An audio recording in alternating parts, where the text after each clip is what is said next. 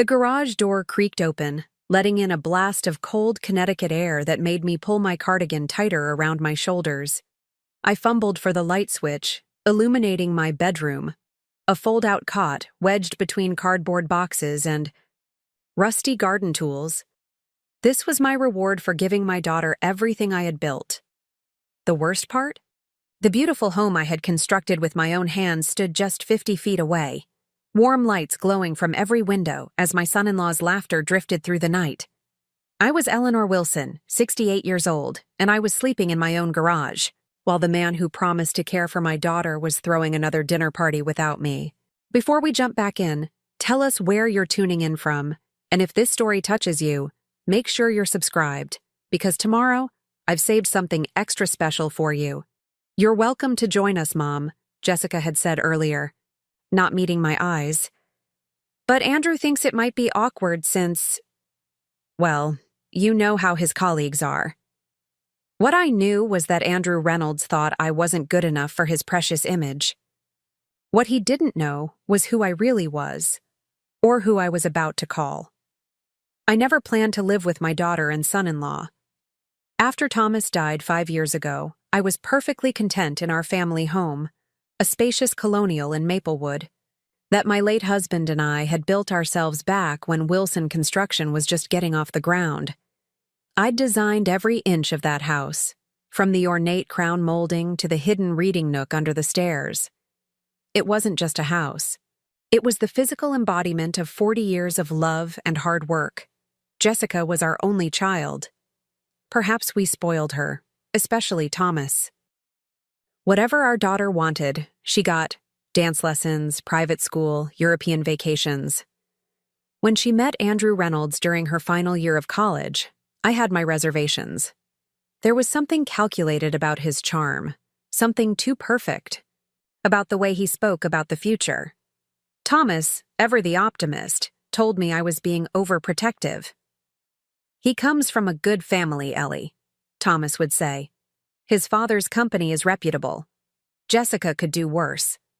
I didn't argue. What? Mother wants to admit she doesn't trust her daughter's judgment? Besides, Jessica was radiant around Andrew. He was handsome in that conventional way. Dark hair always neatly combed, tailored suits that screamed old money, and a smile that never quite reached his eyes.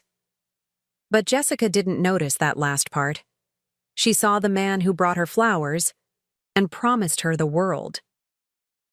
When Thomas was diagnosed with aggressive pancreatic cancer, everything changed.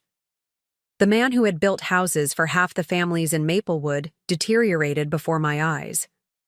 During those final months, all he talked about was making sure Jessica would be taken care of. "Promise me you'll look after our girl," he'd whispered, his once strong hand gripping mine with surprising force. "Make sure she has everything she needs." I promised. How could I not?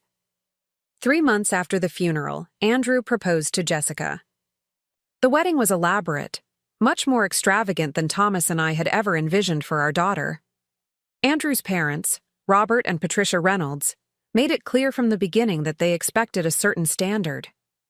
Patricia's comments still echo in my mind. "We should really host the reception at the country club," she'd said, eyeing my home with barely concealed disdain.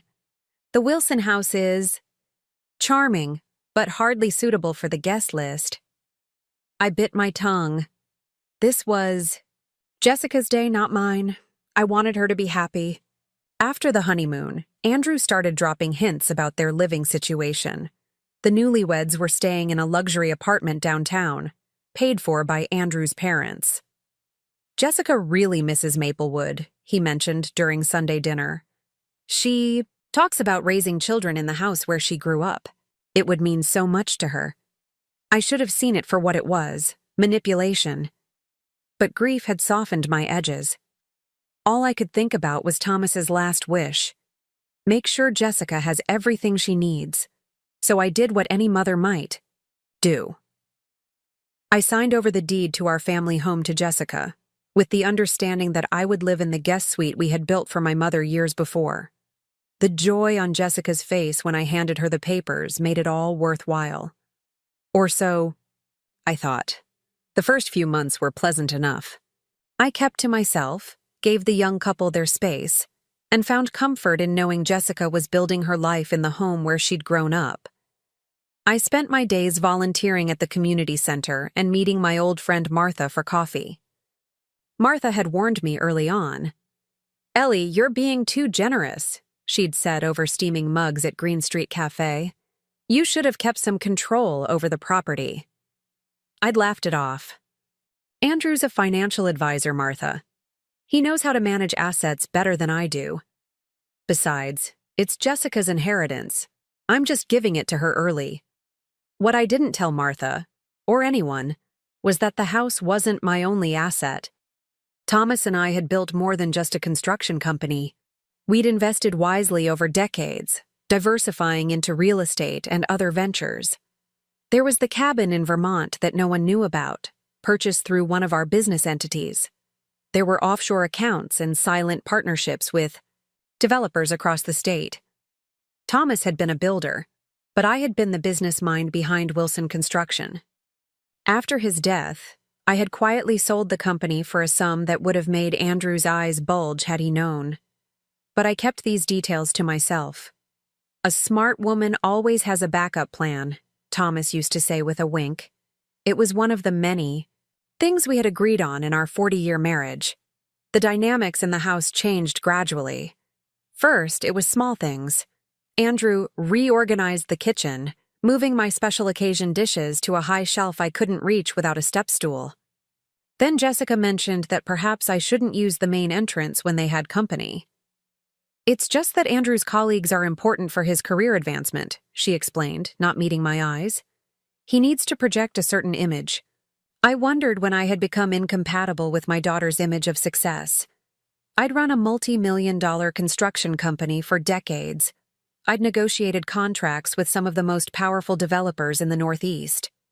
Yet somehow, I wasn't sophisticated enough for Andrew's financial advisor friends. Then came the remodeling. Without consulting me, Andrew hired contractors to renovate the master suite, the bedroom Thomas and I had shared for decades. I came home from a volunteer shift to find strangers tearing out the custom cabinetry Thomas had built with his own hands. "We're updating the house to better reflect their lifestyle," the project manager explained when I confronted him, clearly uncomfortable. Mr. Reynolds was very specific about the changes.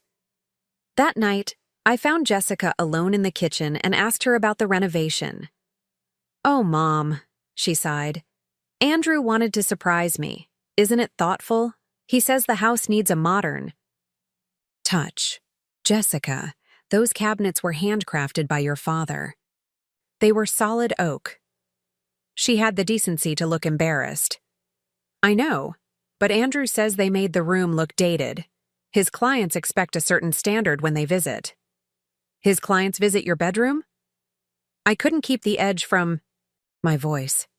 "It's not like that. We're hosting a housewarming next month, and people will want a tour of the whole place. It needs to look cohesive." "Cohesive," I repeated. It was the first time I felt like a stranger in my own home. The renovations expanded. The reading nook Thomas had built for Jessica when she was 7. Gone. The hand-painted tiles in the guest bathroom, replaced with cold, modern marble. With each change, a piece of Thomas vanished, and with it, a piece of me. I started spending more time with Martha, who was sympathetic but increasingly concerned. "Ellie, this isn't right," she said one afternoon as we watched children play in the park. "That's your home. You built it." "It's Jessica's home now," I replied, though the words tasted bitter. "I gave it to her." Martha shook her head. "There's a difference between giving someone a gift and letting them erase you." I knew she was right, but what could I do? I'd signed away my rights to the property. Besides, confronting Andrew directly would only strain my relationship with Jessica further. The final straw came 6 months after I'd signed over the deed. I returned from a weekend visit with my sister to find my belongings had been moved from the guest suite to the detached garage at the back of the property. The garage had been hastily converted. A cot, a space heater, a small dresser, and a bathroom consisting of a toilet and sink wedged into the former tool room. Jessica met me. In the driveway, her expression a mix of guilt and defiance. "Andrew's parents are coming to stay for a month," she explained. "They need the guest suite." "A month?" I echoed, staring at the garage. "And you expect me to sleep out here?" "Jessica, it's November. Connecticut winters aren't exactly garage-friendly."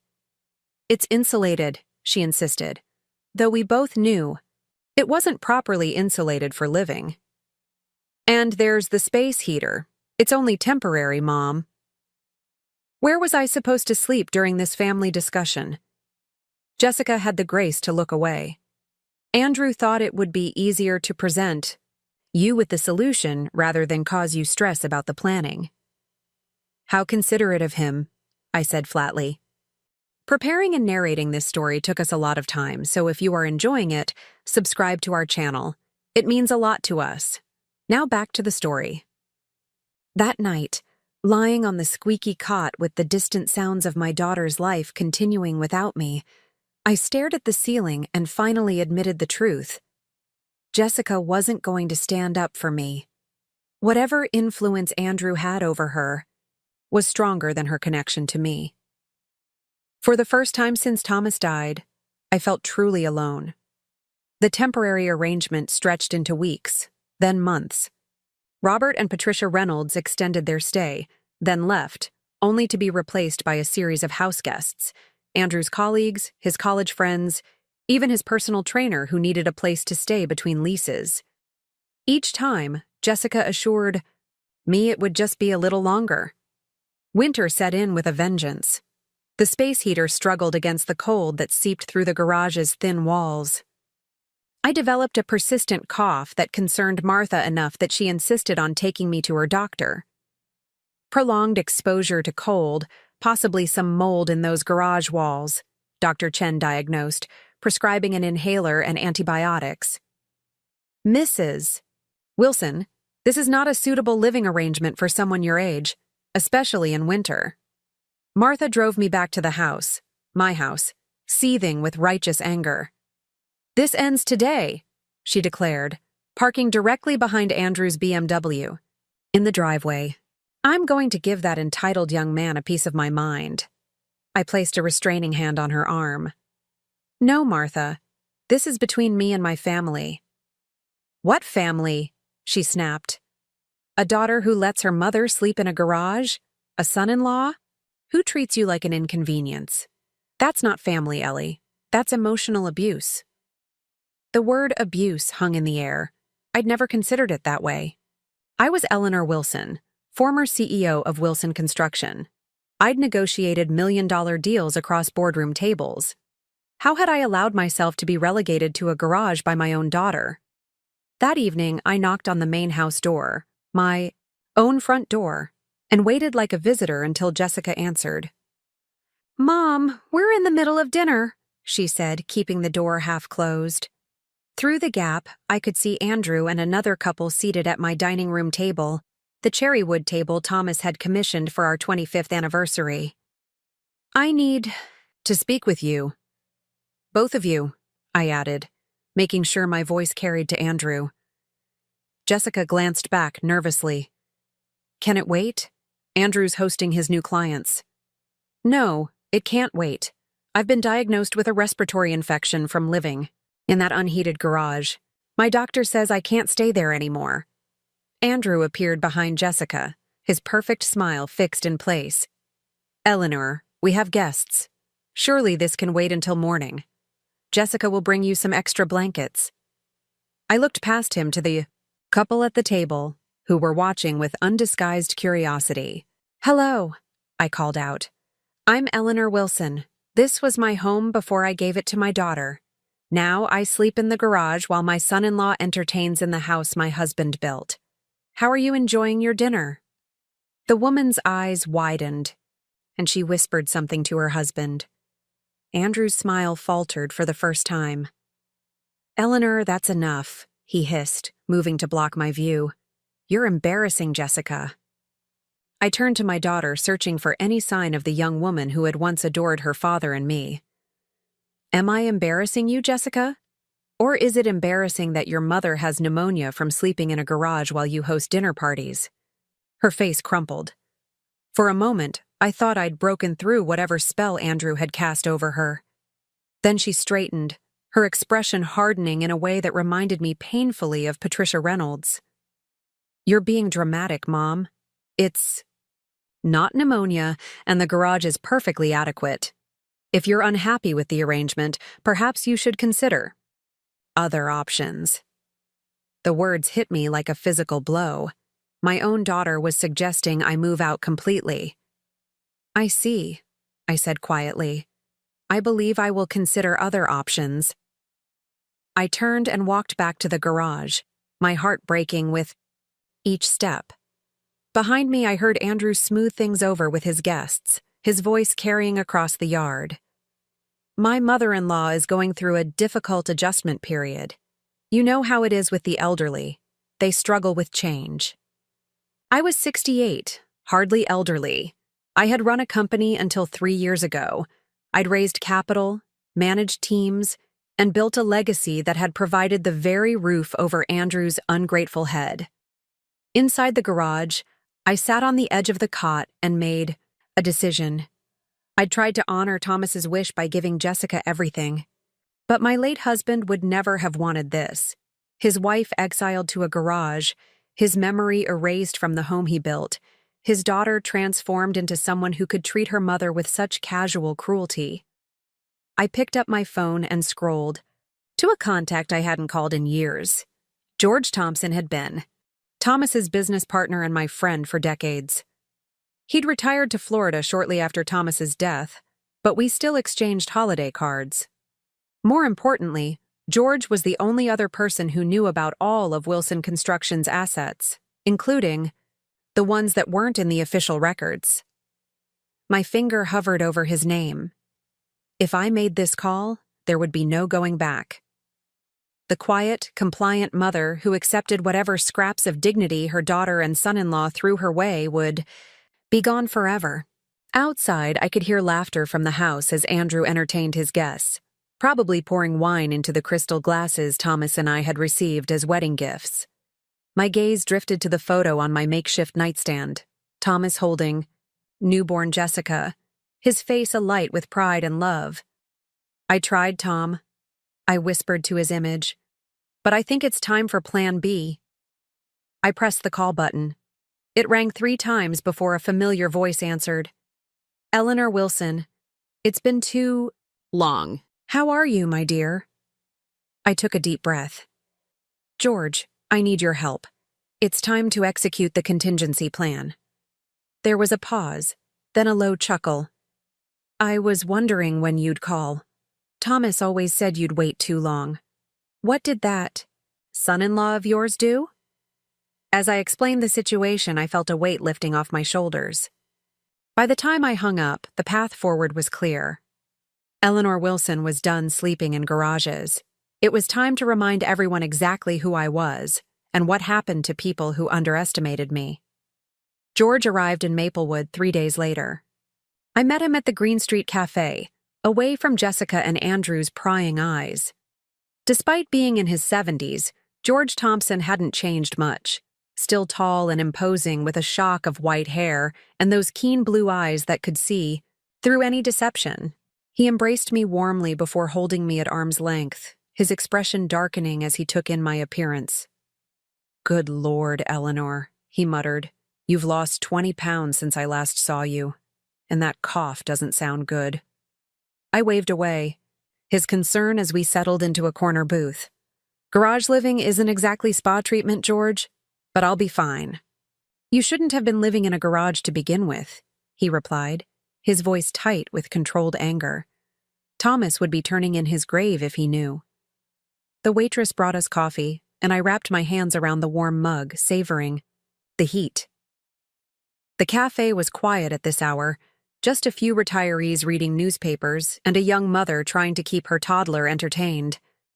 I have the documents you asked for, George said, sliding a thick manila envelope across the table. Everything's in order. Property deeds, account statements, the incorporation papers for Horizon Holdings. Horizon Holdings had been Thomas's and my secret contingency plan. We'd created the LLC years ago, gradually transferring properties and investments into its name. On paper, Horizon was owned by a series of shell companies that eventually traced back to a trust we'd established. Neither Jessica nor Andrew had any idea it existed. "What about the cabin?" I asked. George smiled. "Still there, still beautiful, and legally owned by Horizon Holdings. I had a property manager check on it last month. Everything's ready for you whenever you want to use it." I took a deep breath, feeling something close to hope for the first time in months. "And the liquid assets?" "Approximately $2 million in accounts that only you can access. Thomas made sure of that." He leaned forward, lowering his voice. "Ellie, why did you wait so long to call me? You've been living like a pauper when you're worth millions." The question caught in my throat. Why had I subjected myself to this? Pride? Stubbornness? Love for my daughter? I wanted to give Jessica a chance, I finally admitted. I thought if I was patient enough, understanding enough, she'd remember who she was, who we were as a family. I didn't want to believe she'd choose Andrew over me. George's weathered hand covered mine. "Your daughter made her choice, Ellie. Now it's time to make yours." We spent the next 2 hours reviewing my options. The deed to the house was in Jessica's name. There was no changing that. But everything else, all the assets Andrew had no idea existed, those were still mine to control. "The first order of business," George said, "is getting you out of that garage. You're coming back to my hotel with me today, and tomorrow we'll find you a proper place to live." I shook my head. "Not yet. If I leave now, Andrew wins. He wants me gone, out of sight where he doesn't have to acknowledge my existence. I need to be strategic about this." George raised an eyebrow. "You have something in mind." "I do." I took a sip of coffee, organizing my thoughts. Andrew's entire persona is built on the illusion of success.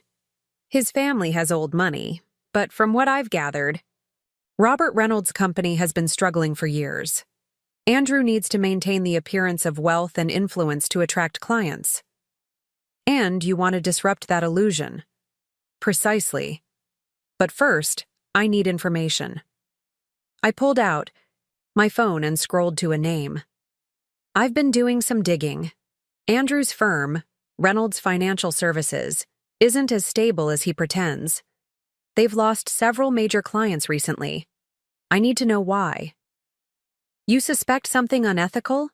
"I suspect Andrew inherited his father's talent for cutting corners. Thomas always said Robert Reynolds would charm you with one hand while picking your pocket with the other."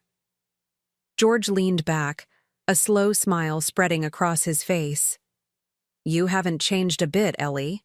Still the strategist." "I learned from the best," I replied, thinking of Thomas and our late-night planning sessions at the kitchen table, mapping out the future of Wilson Construction deal by deal. We parted with a plan in place. George would stay in Maplewood for a week, using his old business contacts to quietly investigate Reynolds Financial Services. Meanwhile, I would continue my garage exile, playing the role of the defeated mother-in-law while gathering information from inside the house. That evening, I returned to find Andrew's BMW gone and Jessica alone in the kitchen. She looked up as I entered, her expression guarded. "Mom, about last night." "It's all right," I interrupted, keeping my voice mild. "I understand you were put in a difficult position." Relief washed over her face, quickly followed by guilt. "The garage really isn't suitable. I've been talking to Andrew about converting the basement space into an apartment for you. It would be warmer, at least." "That's thoughtful." I coughed deliberately, reminding her of my condition. "Though Dr. Chen did say I need to avoid damp spaces because of my lungs." Jessica bit her lip. The basement is dry. Dad made sure of that when he built the house. Her voice softened at the mention of Thomas. Remember how he insisted on that French drainage system everyone thought was overkill? I remember. I took a seat at the kitchen island, watching my daughter move around the space Thomas and I had designed together. Your father was always thinking ahead, planning for every contingency. He was amazing that way. A genuine smile flickered across her face, and for a moment, I saw my Jessica again, not the woman Andrew had molded her into. Have you heard from Andrew's parents lately? I asked, keeping my tone conversational. Jessica tensed slightly. They're in Palm Beach for the winter. Why? Just curious. Robert mentioned some changes at the firm when they were staying here. I wondered how that was going. What changes? Her voice sharpened. I shrugged. Something about restructuring. I'm sure it's nothing important. Jessica turned away, busying herself with wiping down the countertop. Andrew doesn't really discuss business with me. Interesting. In all our family dinners before the wedding, Andrew had boasted about how he involved Jessica in every aspect of his life, including his financial practice. Partners in everything, he'd declared, raising a toast. Apparently, that partnership had limits. Of course, I said. It was probably just small talk. I stood, making a show of steadying myself against the counter. I should get back to the garage. I'm feeling a bit tired. Jessica's eyes flickered with worry. Mom, are you okay? You look pale. Just the infection. Dr. Chen says it'll take time to clear up. Maybe we should look into assisted living options, she suggested, tentatively. Somewhere with proper medical supervision. I almost laughed. Assisted living? At 68? With my faculties intact and my bank accounts healthy? But I kept my expression neutral. Perhaps, though those places are expensive. Andrew knows someone who runs a very nice facility in Glastonbury. Nothing too extravagant, but clean and well managed. In other words, cheap. I nodded thoughtfully. I'll consider it, though I'm not sure what I'd use for payment. The house was my main asset, and my Social Security barely covers my medications. It was a blatant lie. Thomas and I had excellent insurance and substantial savings outside of the house, but Jessica didn't need to know that, not yet. We could help, she offered, though her tone lacked conviction. Andrew and I, that's very generous. But you, too, are just starting out. I wouldn't want to be a burden. I headed toward the door, then paused. Jessica, are you happy? The question caught her off guard. Of course I am. Why would you ask that? You just seem different lately. Less like yourself and more like... Like what? Her defenses were rising. Like Patricia, I said simply. Color drained from her face. If there was one person Jessica had always sworn she'd never emulate, it was her mother-in-law. Patricia Reynolds's cold perfectionism and materialistic values had been sources of many eye rolls and complaints during Jessica's engagement. That's ridiculous, she said. I'm nothing like her. I hope not. I opened the door. Because Patricia would ship her mother off to a cut-rate nursing home without a second thought. I've always believed you had more of your father in you than that. I left her standing in the kitchen, her mouth slightly open. It was a calculated risk, pushing her that way, but I needed to plant seeds of doubt. The Jessica I'd raised was still in there somewhere, beneath layers of Andrew's influence. Back in the garage, I reviewed the documents George had brought. The cabin in Vermont was ready whenever I needed it. A beautiful 3-bedroom property, on 5 acres, purchased through Horizon Holdings 10 years ago when Thomas and I were planning our retirement. We'd kept it off the family radar, our private escape. There were also statements from accounts in 3 different banks, all healthy and untouched since Thomas's death. The incorporation papers for Horizon showed that I was the sole managing member, with full authority to act on the company's behalf. Most interesting was a folder labeled Reynolds Financial, Preliminary. George had already begun his investigation, pulling public records and news stories about Robert Reynolds' firm. Nothing incriminating yet, but there were patterns. Complaints withdrawn suddenly, settlements with confidentiality clauses, former employees who refused to provide references. My phone buzzed with a text from George. "Dinner tomorrow? Found. Something interesting." I replied with a simple yes, then settled onto my cot, mind racing with possibilities. For the first time since Thomas died, I felt the familiar surge of adrenaline that came with tackling a complex problem. Andrew Reynolds had no idea what was coming. The next evening, I told Jessica I was having dinner with Martha, then met George at an upscale restaurant in the next town over. He was already seated when I arrived, nursing a scotch and looking pleased with himself. "You're going to enjoy this," he said as I took my seat. I made contact with a former employee of Reynolds Financial, junior advisor named Olivia Chen. Left the firm about 8 months ago under mysterious circumstances. And she was willing to talk? Not at first. But when I mentioned I was representing a potential investor concerned about ethics, she agreed to meet. George slid his phone across the table, displaying a photo of a professional-looking Asian woman in her mid-40s. "She's smart, Ellie. Top of her class at Wharton, impeccable credentials." Reynolds recruited her heavily, then sidelined her when she started asking questions. Questions about what?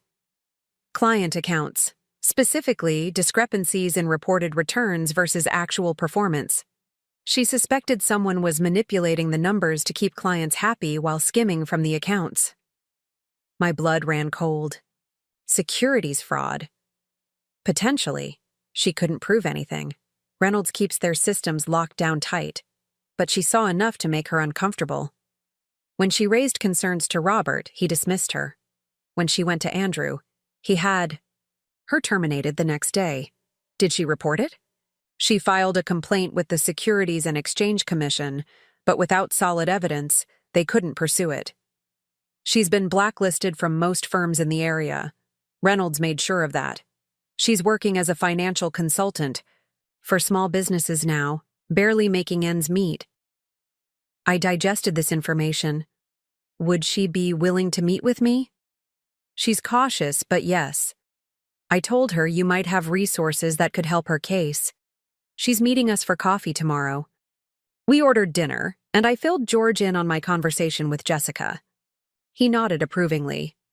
"You're driving a wedge between her and Andrew. Good strategy." "I'm trying to remind her of who she was before him," I corrected. "My daughter was never cruel or materialistic. This version of Jessica is Andrew's creation. Or perhaps it's who she always was, and you just didn't want to see it." George's voice was gentle, but his words stung.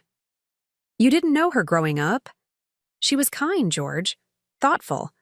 Thomas and I raised her to value people over things." "People change, Ellie. Sometimes for the worse." I pushed my food around my plate, appetite gone. "Not Jessica, not completely. I refuse to believe that." George didn't argue, but his silence spoke volumes. We moved on to practical matters, finding me a place to live, accessing the funds I'd need to execute my plan, establishing a timeline for action. "The most important thing," he emphasized, "is maintaining the element of surprise. The moment Andrew realizes you have resources he doesn't know about, he'll start counter-moving." "He won't find out until I'm ready," I assured him.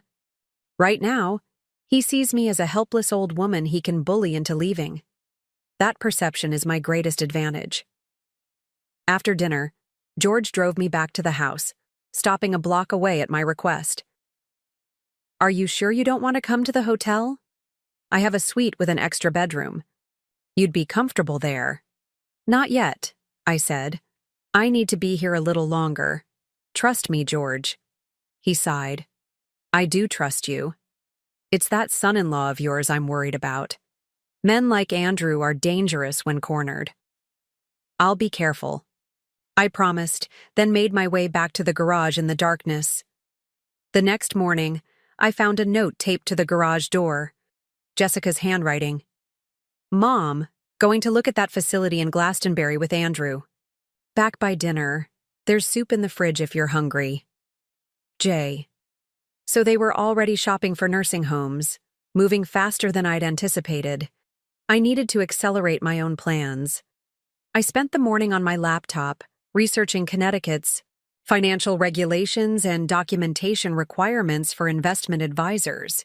By noon, I had a solid understanding of where Reynolds Financial might be vulnerable if they were indeed manipulating client accounts. At 1 o'clock, I met George and Olivia Chen at a quiet cafe in Hartford.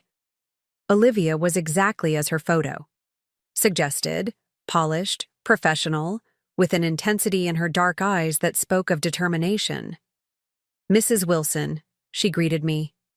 George explained your situation. I'm sorry about your daughter and son-in-law. Please, call me Eleanor, and I appreciate your willingness to meet with us. We settled into a booth at the back of the cafe, and Olivia got straight to the point.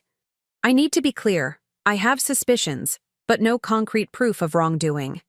At Reynolds Financial. Everything I saw could potentially be explained as administrative errors or aggressive, but legal investment strategies. But you don't believe that's the case, I prompted. No, I don't. The patterns were too consistent. Large accounts showing artificially inflated returns on paper while the actual holdings didn't match the reporting. Clients being shifted between advisors whenever they started asking detailed questions. And there was a separate, password-protected client list that only Robert and Andrew could access. George leaned forward. VIP clients? Olivia nodded. That's what they called them. But these weren't necessarily the wealthiest clients or the oldest accounts. Some were relatively new, with modest portfolios. The common denominator seemed to be that they rarely checked their statements in detail. Elderly clients? I suggested. People who trusted their advisor implicitly? Exactly. Many were retirees who had handed over their life savings to Reynolds. Several were widows. Her eyes met mine. Women who had recently lost their husbands and had limited financial experience. My stomach tightened. It was a predatory pattern, targeting the vulnerable. If Andrew had looked at me as a potential mark before learning I'd signed over the house to Jessica, the thought made me ill. What exactly are you hoping to find, Eleanor? Olivia asked. Leverage, I answered honestly. My son-in-law is trying to force me out of my daughter's life. If he's engaged in financial misconduct, I want to know about it. She studied me. To report him? If necessary. My preference would be to convince him to back off without involving the authorities. I don't want to see my daughter hurt by a public scandal. Olivia considered this. I understand your position. But these aren't just numbers on a page.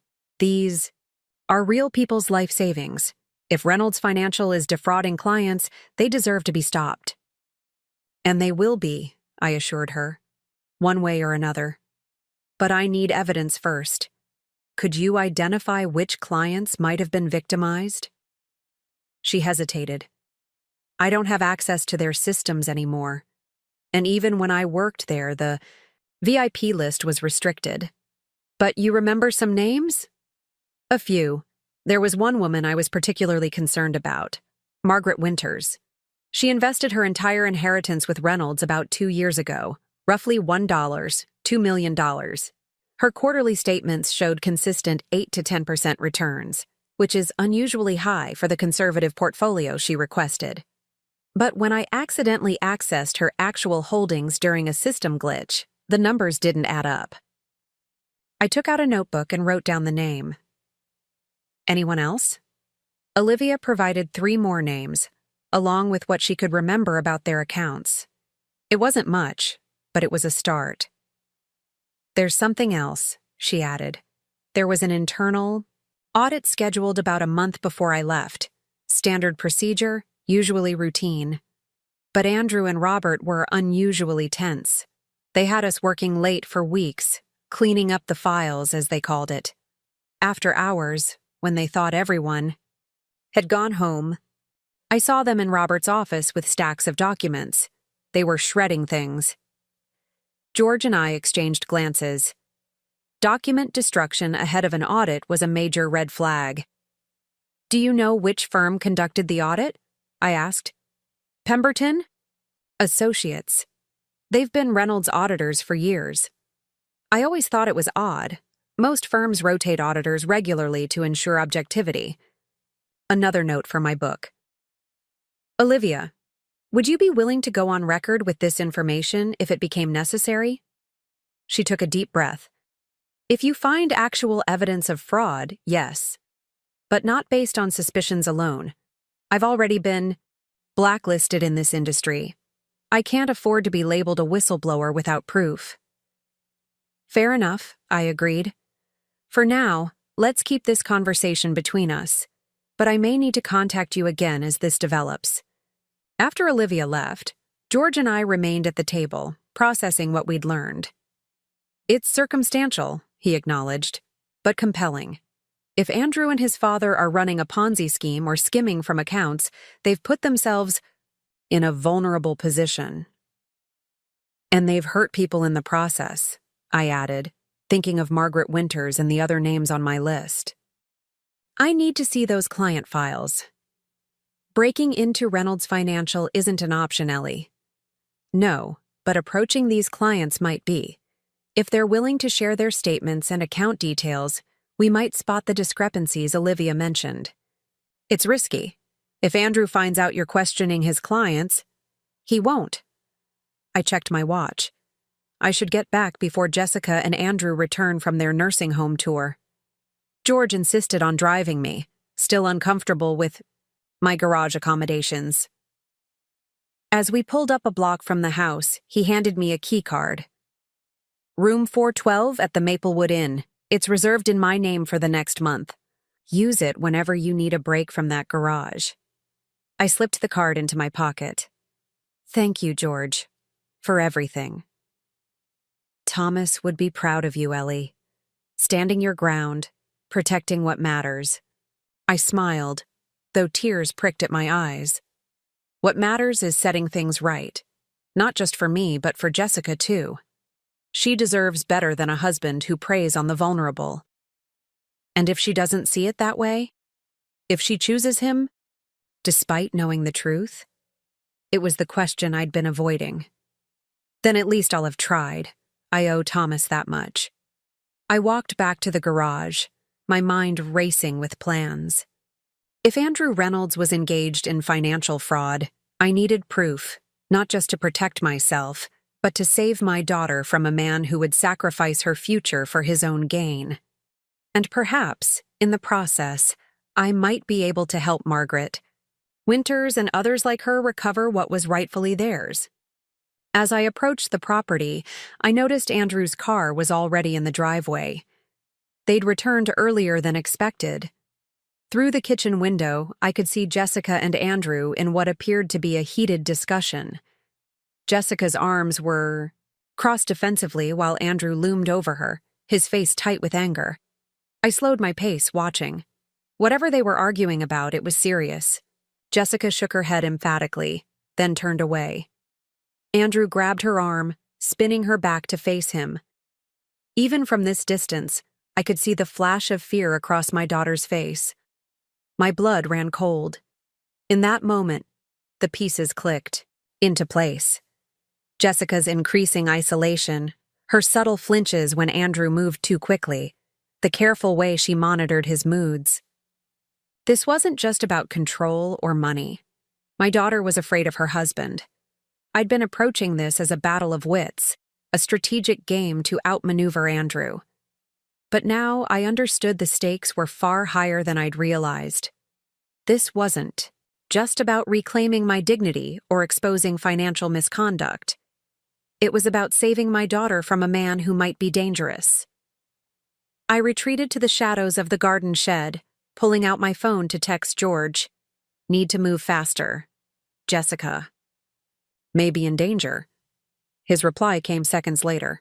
"Coming back. Be there in 20. Don't confront him. I tucked the phone away, my heart pounding. 20 minutes felt like an eternity with my daughter inside that house. Through the window, I could see Andrew gesturing angrily, his face contorted. Jessica had backed against the counter, making herself smaller. I had no proof he'd ever physically hurt her, but emotional abuse was often the precursor to violence. I couldn't wait for George. I needed to interrupt whatever was happening in that kitchen.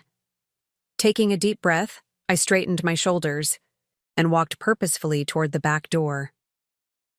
Eleanor Wilson had spent enough time hiding in garages. It was time to step back into the light and into the fight for my daughter's future. I rapped sharply on the back door, not waiting for an invitation before turning the handle. The argument inside stopped abruptly as I stepped into the kitchen. Andrew's expression shifted instantly, the rage dissolving into his practiced charm with disturbing ease.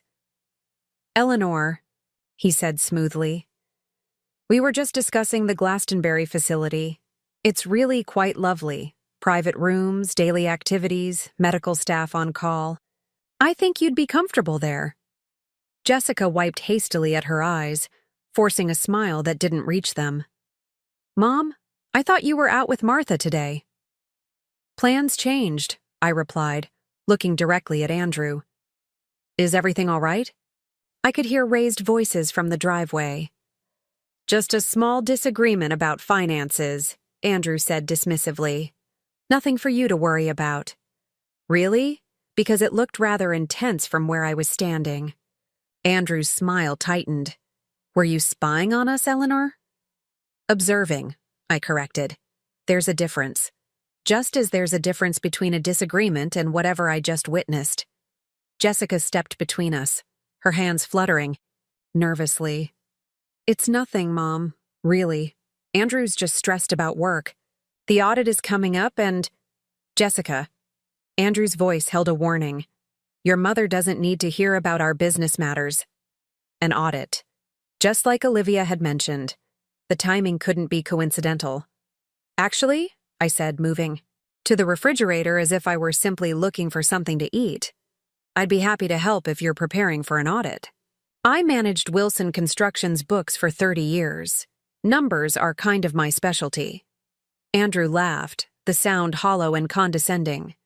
"That's very kind, Eleanor, but Reynolds Financial is several magnitudes more complex than a local construction company. We have certified accountants for that sort of thing." I pulled out the container of soup Jessica had mentioned in her note, keeping my expression neutral despite the insult. "Of course, just offering. Though Thomas and I did manage a multi-million-dollar business with operations across 3 states. Not quite as provincial as you might think." Jessica glanced at Andrew, a flicker of defiance in her eyes. "Dad's company was really successful, Andrew. They built half the commercial properties in the county, and yet they sold it off rather than expanding," he replied. "A lack of vision, perhaps. If only he knew. Thomas and I had sold the company at its peak value, anticipating the construction slowdown that hit 6 months later. Our timing had been impeccable, maximizing our profit while our competitors struggled, but Andrew didn't need to know that." "Different priorities," I said mildly. "Thomas valued family over empire building." Andrew checked his watch with exaggerated impatience. "Speaking of priorities, I have calls to make. Jessica, we'll continue our discussion later." The threat was subtle, but unmistakable. Jessica's shoulders tensed as Andrew left the room. When the door to his home office closed, she exhaled shakily. "Mom, you shouldn't antagonize him. He's under a lot of pressure right now." I heated the soup in the microwave, choosing my words carefully. "What kind of pressure exactly?" Jessica busied herself wiping down the already spotless counter. "Just work stuff. The markets have been volatile. Clients are nervous. You know how it is." "Is that why you were arguing? About client concerns?" Her hands stilled. "Not exactly." "Then what exactly?" She looked toward Andrew's office, lowering her voice. He wants to use the house as collateral for a business loan. I told him I wasn't comfortable with that. The house. My house. The home Thomas had built with his own hands, that I had signed over to Jessica with the understanding it would be her security, her legacy. Now Andrew wanted to gamble it on whatever financial hole he was trying to fill. "Why does he need a loan?" I asked, keeping my voice even despite the anger bubbling beneath the surface. "It's a short-term cash flow issue. He says it's normal in the financial industry. Sometimes you need to cover client withdrawals while waiting for other investments to mature." She hesitated. "But it's a lot of money, Mom, and the house would be the only collateral." Red flags were waving frantically in my mind. This wasn't normal industry practice. It was classic Ponzi scheme behavior. Using new money to pay existing investors while trying to maintain the illusion of legitimacy. "How much money are we talking about?" Jessica bit her lip. $2 million. I nearly dropped my soup bowl. $2 million? Jessica, that's not a cash flow issue. That's a catastrophe. What happens if the loan isn't repaid? You'd lose the house. Andrew says it's perfectly safe. The investments will mature next quarter, and everything will balance out. It's just temporary. I set down my spoon, choosing my next words with extreme care. "Have you seen documentation of these investments? Confirmation that they actually exist and will mature as he claims?" "Of course they exist," she snapped, her defensiveness rising. "Andrew wouldn't lie about something like that."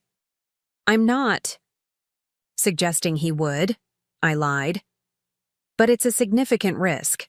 Before you put your home on the line, you should at least verify the details. It's basic due diligence." Jessica's expression wavered between uncertainty and loyalty to her husband. "Andrew handles all the financial matters. He knows what he's doing." "Then he shouldn't have any problem showing you the paperwork," I pointed out. "Just ask him for the specifics. Which investments are maturing, when exactly, and for how much. If everything's legitimate, he'll have that information readily available." The kitchen door swung open, and Andrew reappeared, his smile tight as he assessed the scene. "Everything okay in here?" Jessica straightened, her moment of doubt carefully concealed. "Fine. Mom was just having some soup." "Wonderful." Andrew's gaze flicked to me, then back to Jessica. "I've just spoken with the director at Whispering Pines. They have an opening next week for your mother. Small room, but private bath and within our budget." My budget, he meant. The fictional budget of a supposedly destitute widow. "That seems awfully rushed," I commented. "I haven't even toured the facility." "They'll arrange a visit tomorrow, but spaces fill quickly, so we'd need to put down a deposit to hold it." He turned to Jessica. "I told her we'd bring a check by in the morning." Jessica looked uncertain. "Shouldn't we discuss this with Mom first? Maybe look at a few more options?" Andrew's smile didn't falter, but something cold flickered in his eyes. "We've already looked at 3 facilities, darling, and given your mother's health concerns, the garage simply isn't suitable. Unless you'd prefer she move into the guest suite again?" The question was loaded with implication. Jessica glanced at me apologetically. "The deposit makes sense. We can always get it back if you don't like the place, right?" "Of course," Andrew assured her, though I doubted the truth of that statement. I stood, gathering my dignity. "I appreciate your concern for my welfare, Andrew, but I'm not ready to make that decision yet. I'd like to explore all my options." His expression hardened. "Options require resources, Eleanor. Resources you don't have. Jessica and I are trying to be generous here, but our patience and finances have limits." Before I could respond, the doorbell rang. Andrew frowned, checking his watch again. "Are we expecting someone?"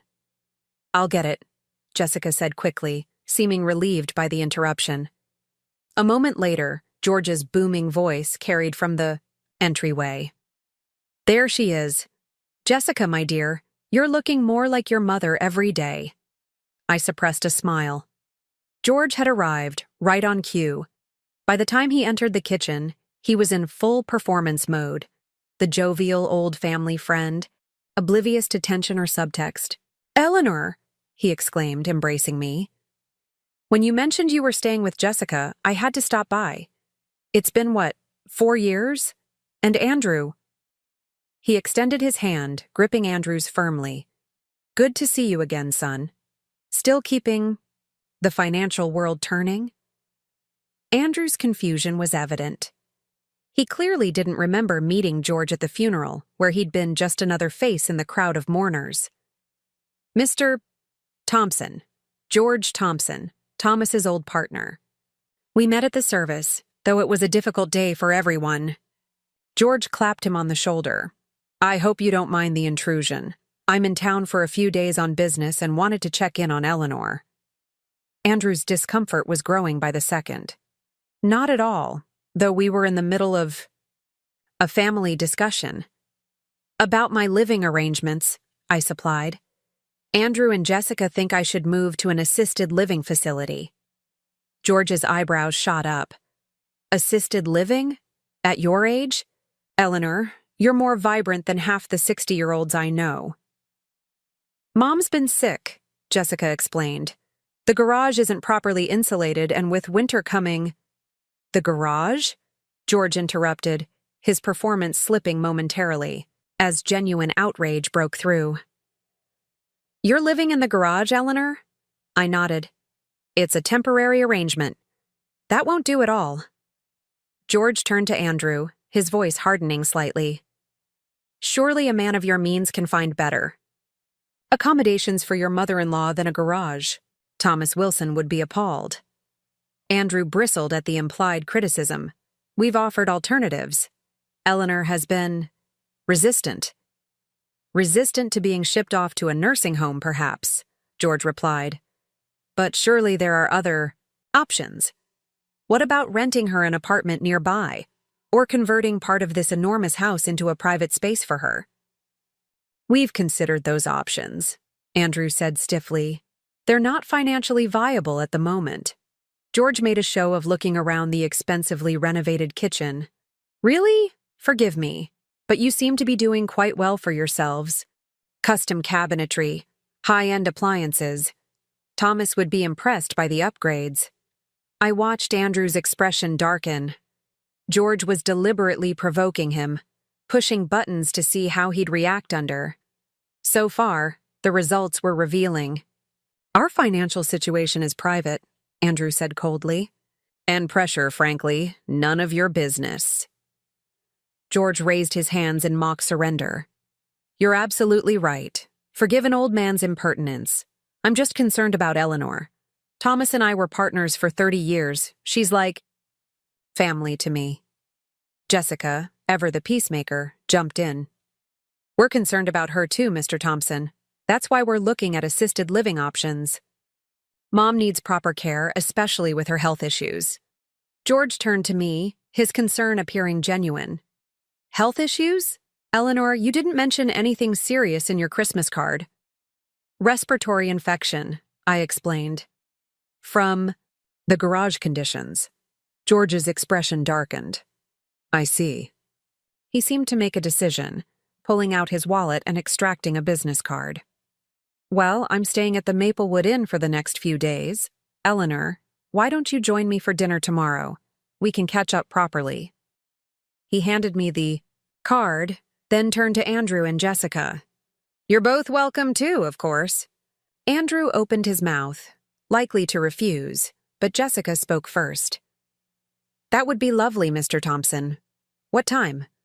7 o'clock? The hotel restaurant is quite good." "Perfect." Jessica smiled, though it didn't reach her eyes. "We'll be there." After George left, Andrew rounded on Jessica. "Why did you accept that invitation? We have the charity gala tomorrow night." "That's not until 9, Jessica countered. "We can do both. Besides, Mr. Thompson is Dad's old friend. It would be rude to refuse." Andrew's jaw tightened, but he didn't argue further.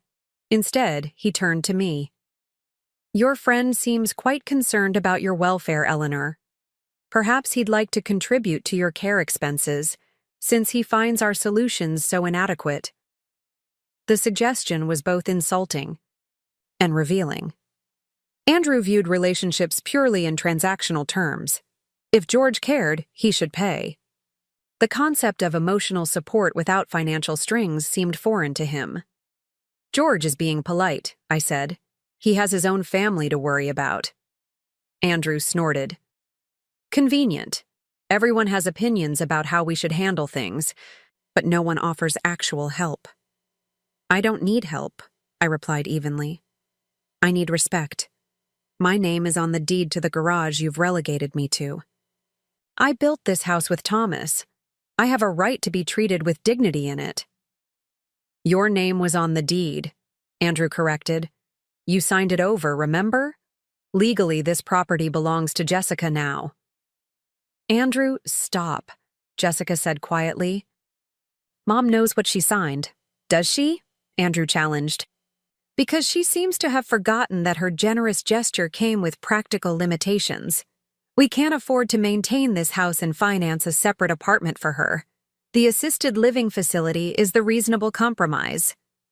I sat down my soup bowl, no longer hungry. I think I'll return to my garage accommodations now. Thank you for the soup, Jessica. Mom, Jessica began, but Andrew cut her off. Let her go. She needs time to consider the Whispering Pines option rationally. I walked out with my head high, refusing to give Andrew the satisfaction of seeing me upset. Back in the garage, I texted George. Thank you for the interruption. Things are worse than I thought. His reply came immediately. Agreed.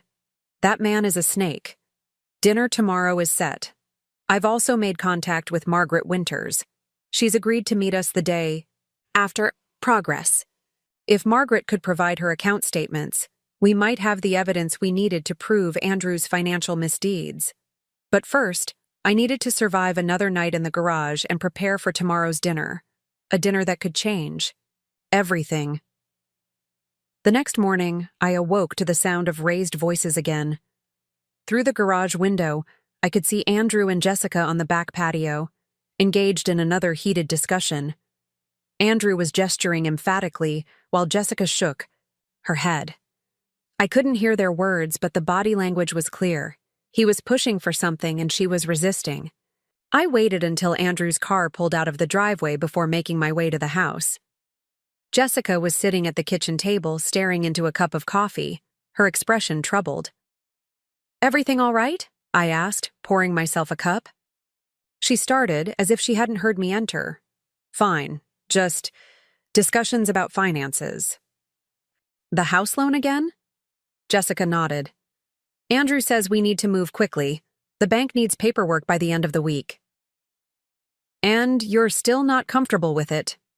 She looked up, her eyes shimmering with unshed tears. I don't know what to do, Mom. Andrew says it's crucial for the business, but it's Dad's house. Using it as collateral feels wrong. I sat beside her, choosing my words carefully. Your father built this house to be your security, Jessica, not a bargaining chip in a business transaction. I know, but Andrew says if we don't get this loan, some of their clients could lose significant portions of their investments. He talks about our responsibility to them. Responsibility to clients. A convenient moral high ground that conveniently ignored the recklessness that had created the situation. Classic manipulation. If the firm is in that kind of trouble, I suggested gently, perhaps it's time to bring in outside help. Financial? Regulators, even. They can sometimes arrange protection for clients while restructuring occurs. Jessica paled. Andrew would never agree to that. He says any hint of instability would cause a run on the firm. Everyone would withdraw at once, and they couldn't cover it. Another red flag. If Reynolds Financial couldn't handle normal client withdrawals, they were already insolvent. Jessica, I said, taking her hand, I need to ask you something important, and I need you to be honest with me. Has Andrew ever hurt you? Physically, I mean. Her reaction was immediate. A flash. Of panic, quickly controlled. No. Why would you ask that? Because I've seen how tense you get when he's angry. The way you watch his movements, anticipate his moods. It's not healthy, Jess. He's under a lot of stress. The defense was automatic, rehearsed. Sometimes, he raises his voice, but he'd never. He wouldn't do that. I squeezed her hand. If that ever changes, if you ever feel unsafe, you'll tell me, right? Promise me. She nodded, though her eyes avoided mine. I promise, but it's not like that, Mom. Really. I wanted to believe her, but the knot in my stomach tightened. Whatever was happening at Reynolds Financial had Andrew on edge, and Jessica was bearing the brunt of his anxiety. The dinner with George tonight couldn't come soon enough. I spent the day preparing, using George's hotel room to shower and change into clothes more suitable for an upscale restaurant. The black pantsuit, I chose projected authority and confidence, a far cry from the defeated widow Andrew believed me to be. I styled my silver hair carefully, applied subtle makeup, and added the pearl earrings Thomas had given me for our 30th anniversary. George whistled appreciatively when I emerged from the bathroom. There's the Eleanor Wilson I remember. Andrew won't know what hit him. That's the idea, I replied, checking my reflection one last time. Did you bring the documents? He patted his briefcase. Everything we need, right here. Are you sure you want to do this in a public place? Absolutely. Andrew's too concerned with appearances to make a scene in the hotel restaurant. And having witnesses might work in our favor. We arrived at the restaurant early, securing a corner table with a good view of the entrance. I felt a curious calm settle over me as we waited. After months of playing defense, of being marginalized and dismissed, I was finally taking control of the narrative. Jessica and Andrew arrived precisely at 7. I watched their approach carefully, noting the tension in Jessica's posture and the proprietary way Andrew guided her with a hand at her back. They were dressed formally, Jessica in a navy cocktail dress I'd never seen before, Andrew in a tailored suit that screamed expensive taste. Andrew spotted us first, his steps faltering momentarily as he took in my transformed appearance. The surprise in his eyes was deeply satisfying. Eleanor, he managed, regaining his composure. You look different. A proper shower works. Wonders, I replied mildly, rising to embrace Jessica. You look beautiful, sweetheart. Jessica hugged me tightly, whispering, You look amazing, Mom. George stood, shaking Andrew's hand with practiced bonhomie. Andrew, good to see you again. Please, have a seat. I've taken the liberty of ordering a bottle of Bordeaux, Thomas's favorite. We settled around the table, Andrew clearly unsettled by the shift in dynamics. I was no longer the garage-dwelling burden, but an equal participant in the evening, dressed and groomed as befitted my actual social status. Mr. Thompson mentioned you worked with Dad's company, Jessica said as the icy wine was poured. Were you involved in the early days? George smiled warmly. From the very beginning. Your father and I started with a single truck and more ambition than sense. But Thomas had vision, and your mother had business acumen. Quite the partnership. Mom handled the books? Jessica seemed surprised. Eleanor did far more than that, George corrected. She negotiated contracts, managed client relationships, oversaw the financial projections that guided our expansion.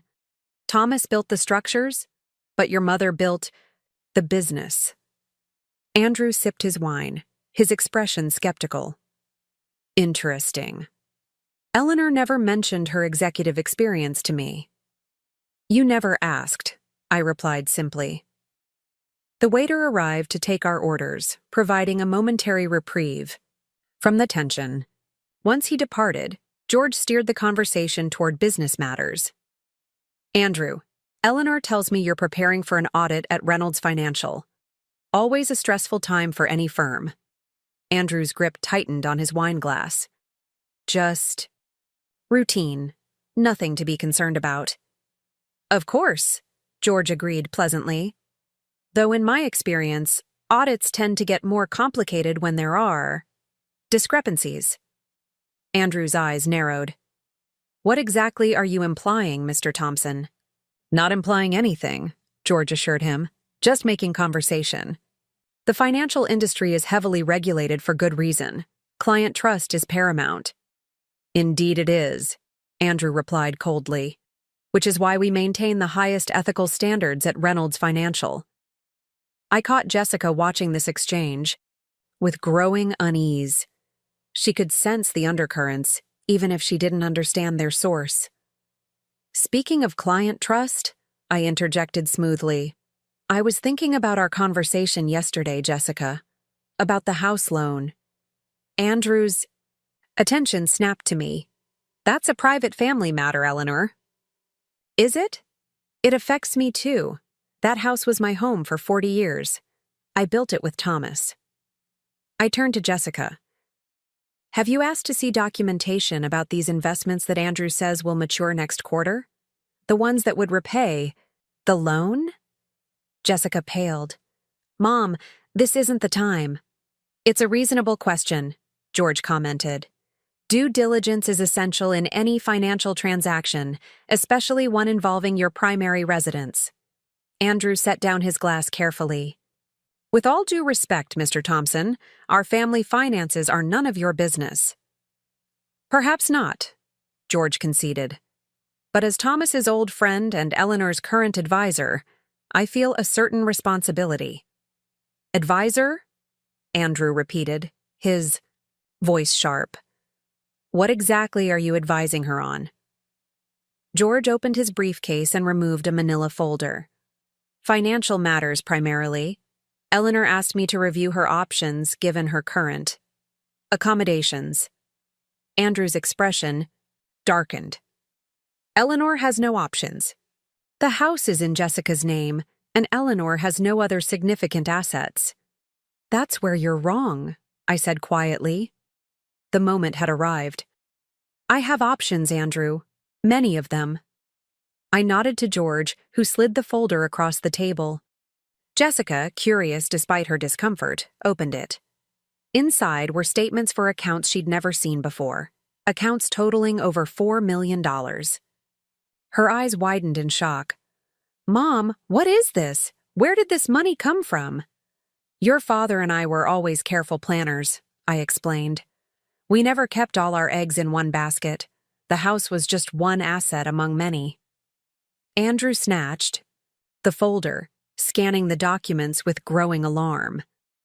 This is impossible. You never mentioned these accounts. You never asked, I repeated. You assumed I was destitute because it suited your narrative. Just as you assumed I was financially illiterate because I'm an older woman. Jessica looked between us, confusion giving way to understanding. You've had money all this time? While living in our garage? I wanted to see what would happen, I admitted. How you and Andrew would treat me when you thought I had nothing to offer. It was educational. Andrew's face had turned an interesting shade of red. This changes nothing. The house is still in Jessica's name. True, I acknowledged, and it can stay that way. I don't want the house back, Jessica. It was always meant to be yours. Then what do you want? Andrew demanded. Respect, I said simply. A proper living space within the house that Thomas built. And for you to drop this plan to use the house as collateral for your business loans. Andrew laughed harshly. You think you can dictate terms now because you have a few accounts? This doesn't give you any legal rights to the property. No, but it does give me options, I countered. I could rent a lovely apartment nearby.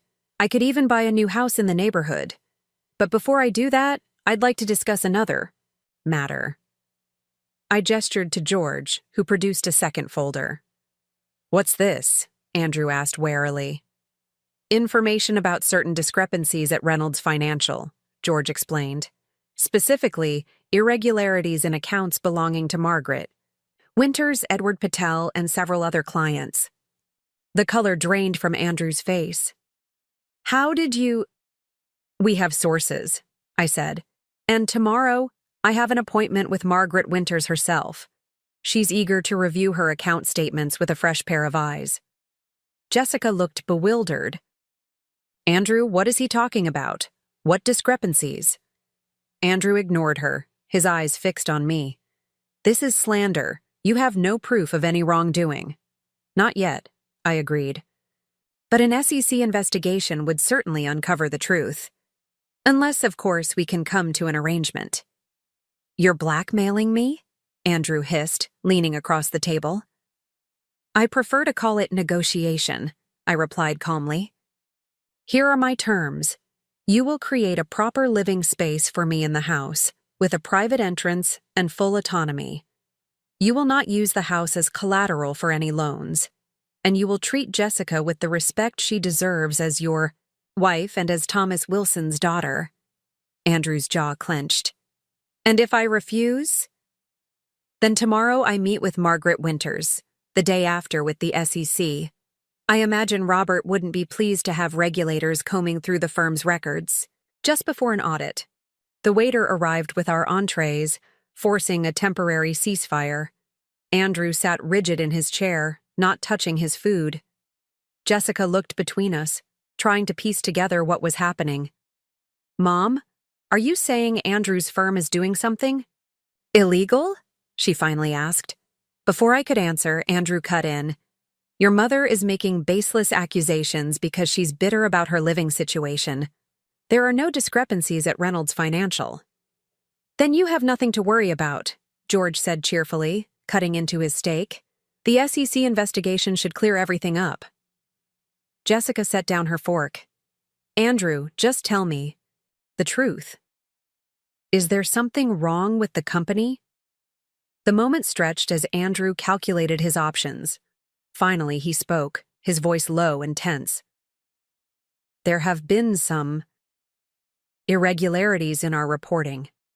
Nothing illegal, just aggressive. Accounting practices. My father's methods are sometimes unconventional. Unconventional, George repeated. Is that what you call using new client funds to pay returns to existing clients when the actual investments have failed? Jessica gasped.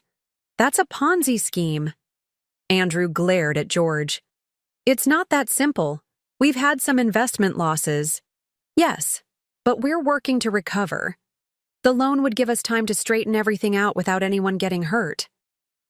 Except us, Jessica said quietly. If the investments don't recover, we'd lose our home. It won't come to that, Andrew insisted. I have a plan. I'm sure you do, I said. But it won't involve Jessica's house. Not anymore. Andrew's expression hardened as he realized he was cornered. Fine. You can have your living space in the house. We'll convert the east wing. Separate entrance, private bathroom, everything you want. But the SEC stays out of this. And the house remains untouched by business loans, I added, non-negotiable.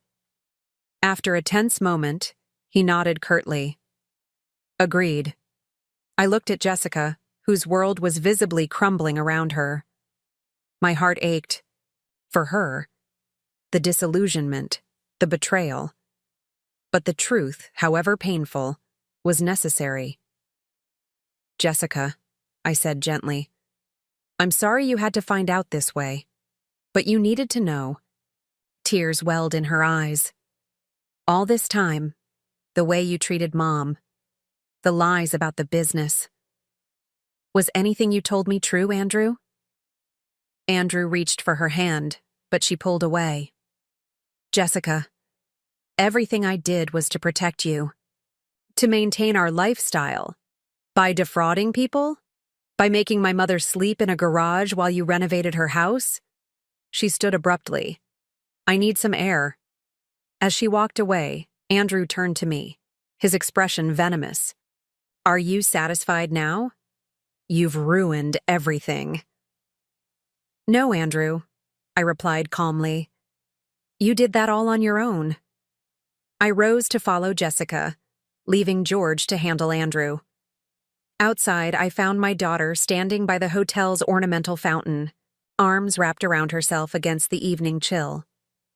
Jess, I called softly. She turned, tears streaming down her face. Did you plan this? Set up this whole dinner just to humiliate him? To humiliate me? No, I said, approaching cautiously. I planned it to protect you, to show you the truth before it was too late, before the house was gone, before the SEC came knocking. You could have told me privately, warned me. Would you have believed me? I asked gently. Or would you have dismissed it as the bitter accusations of your garage-dwelling mother? She flinched at that, acknowledging the truth in my words. I never wanted you in the garage. That was Andrew's idea. He said it was only temporary, just until his parents' visit ended. But then there was always someone else staying, always another reason. I know, I assured her. I don't blame you, Jessica. You were manipulated by a master. But I let it happen, she whispered. I watched him treat you like garbage, and I said nothing. Did nothing. Fresh tears spilled down her cheeks. Dad would be so ashamed of me. I drew her into my arms, holding her as she sobbed. Your father would understand. Andrew, prey on your trust, your love. That's not your fault. What happens now? She asked, her voice small against my shoulder. That depends on you, I said. On what you want.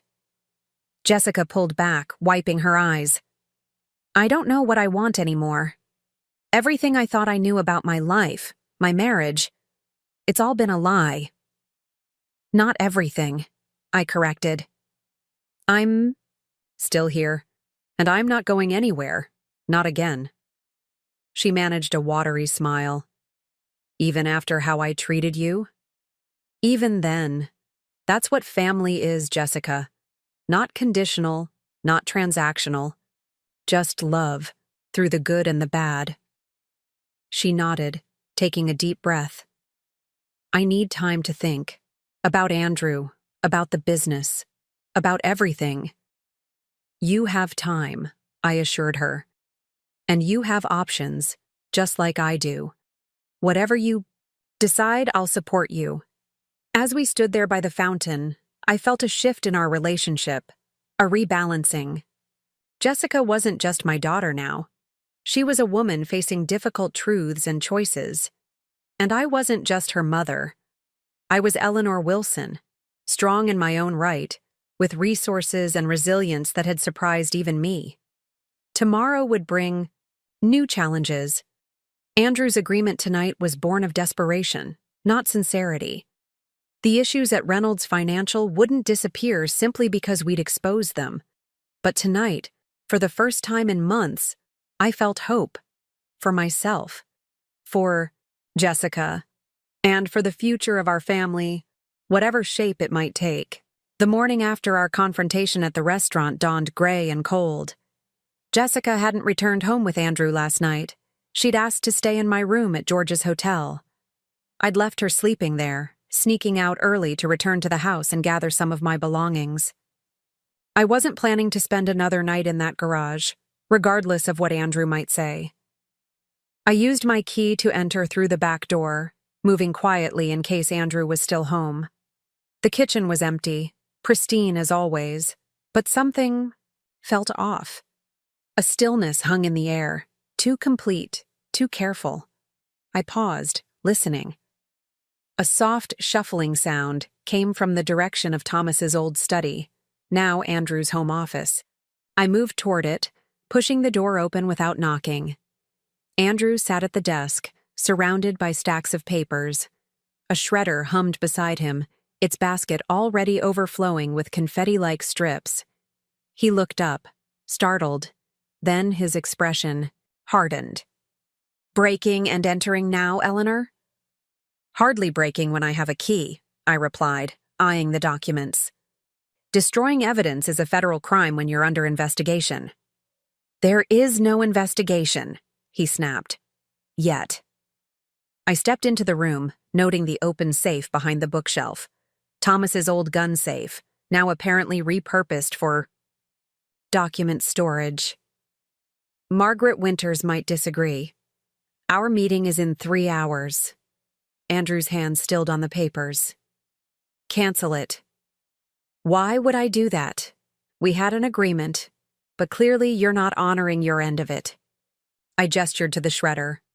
Planning to run, Andrew? Or just covering your tracks? He stood abruptly, his height allowing him to tower over me. You have no idea what you're meddling with. This goes beyond me, beyond Reynolds Financial. Explain it to me then, I challenged, refusing to be intimidated. Andrew paced the length of the office, running a hand through his usually immaculate hair. You think this is just about aggressive accounting? A few misrepresented returns? He laughed bitterly. My father has connections, powerful people who've invested through our firm for decades. People who expect certain returns, regardless of market conditions. My blood ran cold. You're laundering money. I didn't say that, but his non-denial was telling. What I'm saying is that if Reynolds Financial comes under SEC scrutiny, the fallout won't just affect me or my father. There will be consequences. Are you threatening me? He stopped pacing, facing me directly. I'm warning you, for Jessica's sake as much as yours. Some of our clients don't take losses well, and they definitely don't appreciate government attention. The implication was clear, and it sent a chill down my spine. This wasn't just about financial fraud anymore. Andrew was suggesting something. Far darker lurked behind Reynolds Financial's facade.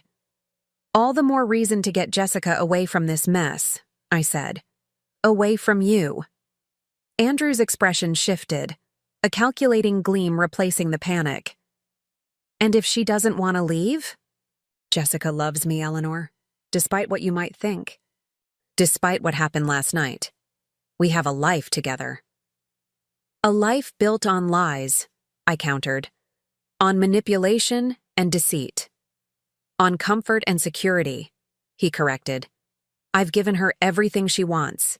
This beautiful home, social status, freedom from financial worry. What are you offering her? A shabby apartment? Life as the daughter of a whistleblower? I refuse to be baited. I'm offering her the truth, something you've never given her. Andrew returned to the desk, shuffling the papers into a neat stack. Truth is relative, Eleanor, and often less comfortable than a well-crafted narrative. He looked up, his smile cold. Do you really think Jessica will choose you over me? Over the life we've built? The question struck closer to home than I wanted to admit. Jessica had spent the night upset, confused, but Andrew had spent years cultivating his influence over her, isolating her from friends, making her dependent on his approval. One night of revelations might not be enough to break that hold. I think she deserves the chance to make that choice with all the facts, I said finally. Andrew nodded, as if we were having a reasonable business discussion. Fair enough. But before you meet with Margaret Winters, consider this. Jessica is still on the deed to this house. She's still my wife. If Reynolds Financial faces legal trouble, our assets could be frozen or seized, including this property. My stomach tightened. He was right. If the SEC investigated Reynolds and found evidence of fraud, Jessica could lose everything, not because of anything she'd done, but because she was tied to Andrew legally and financially. You're using her as a human shield, I said, disgusted. I'm being practical, he replied. We all want what's best for Jessica. She doesn't deserve to be dragged into a financial scandal or left homeless because of your vendetta against me. This isn't a vendetta. It's justice for the people you've defrauded. Andrew shrugged. Justice is a luxury, Eleanor. Security is a necessity. Ask yourself what Jessica needs more right now. Before I could respond, my phone buzzed with a text from George. Jessica's awake, upset, asking for you. I needed to get back to the hotel to make sure my daughter was all right. But leaving Andrew here, destroying evidence. Think about it, Andrew said, reading my indecision. I'll be here when you make your decision. I left without another word, troubled by the encounter. Andrew was more dangerous than I'd realized. Not just a financial fraudster, but someone with connections to potentially criminal networks. And he was right about one thing. If Reynolds Financial imploded in a scandal, Jessica would be collateral damage. I drove back to the hotel, my mind racing. The ideal outcome would be for Jessica to divorce Andrew before any SEC investigation became public, separating her legally from his financial misdeeds. But divorces took time, and Andrew didn't strike me as someone who would make the process easy. When I arrived at the hotel room, Jessica was sitting on the edge of the bed, staring at her phone. Dozens of missed calls and texts from Andrew illuminated the screen. He keeps saying it's all a misunderstanding, she said as I entered, that his business practices are aggressive but legal, that you're exaggerating because you're bitter about the garage. I sat beside her. What do you believe? I don't know anymore. She set the phone down. I've never seen the firm's books. Never questioned how they generate the returns they promise clients. Andrew always said it was too complicated for me to understand. A convenient way to avoid scrutiny, I observed. Jessica nodded slowly. Last night, after you went to bed, I called his assistant, Megan. We've become friends over the years. She confirmed some things. Said there have been client complaints that never get documented, that Andrew and Robert have a separate filing system for certain investors. The VIP list Olivia mentioned. Yes. Megan said some of those clients never come to the office, never meet with anyone but Robert or Andrew. She's processed wire transfers to offshore accounts for them. Jessica looked up, her eyes troubled. That's not normal, is it? For a legitimate financial advisor? No, I said gently. It's not. She took a shaky breath. I think I've been willfully blind, Mom. Not just about the business, but about everything. The way he treated you, the way he controls our life. I just didn't want to see it. I put my arm around her shoulders. We see what we want to see, especially when it comes to people we love. I don't know if I love him anymore, Jessica whispered. I'm not sure I even know who he is. Her phone buzzed again, another text from Andrew. This one she opened. We need to talk. Your mother doesn't understand what she's doing. People will get hurt. Jessica's hand trembled. Is he threatening you? He's trying to manipulate you, I said, though Andrew's warning in the study echoed in my mind. Creating fear to regain control. What should I do? She looked utterly lost, this daughter of mine who had always been so confident, so certain of her path. What do you want to do? I countered. This is your life, Jessica. Your marriage. I want. She paused, thinking. I want space to figure things out, away from Andrew, away from that house. I need to see clearly, without his influence. I squeezed her hand. Then that's what we'll do. George has offered his cabin in Vermont. It's remote, peaceful. You could stay there while you decide your next steps. What about you? What about the meeting with Margaret Winters? I hesitated. Andrew's warning about powerful clients and consequences weighed on me. If he was telling the truth, pursuing the investigation could put both Jessica and me at risk.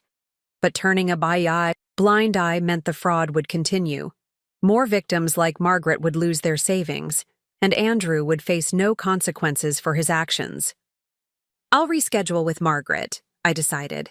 George can drive you to the cabin today. I'll tie up some loose ends here and join you tomorrow. Jessica nodded, relief washing over her features. Thank you, Mom, for everything, for not giving up on me even when I let him put you in that garage. Her voice broke. I'm so ashamed. We've all made mistakes, I assured her. What matters is what we do next. After Jessica left with George, I called Margaret Winters and postponed our meeting, citing a family emergency. She was understanding, but clearly disappointed. I've been going through my statements like you suggested, she said. The numbers don't add up, Mrs. Wilson, not even close. I know, I replied, and we will get to the bottom of it, I promise. I just need a few days to handle some personal matters first. Of course, my life savings can wait a little longer. The bitter edge in her voice stung, but I had to prioritize Jessica's safety. Next, I called Michael Gartner, an attorney Thomas and I had worked with for decades. I explained the situation, the financial fraud, Andrew's veiled threats, my concerns for Jessica's well-being and financial security. This is serious, Eleanor, Michael said gravely.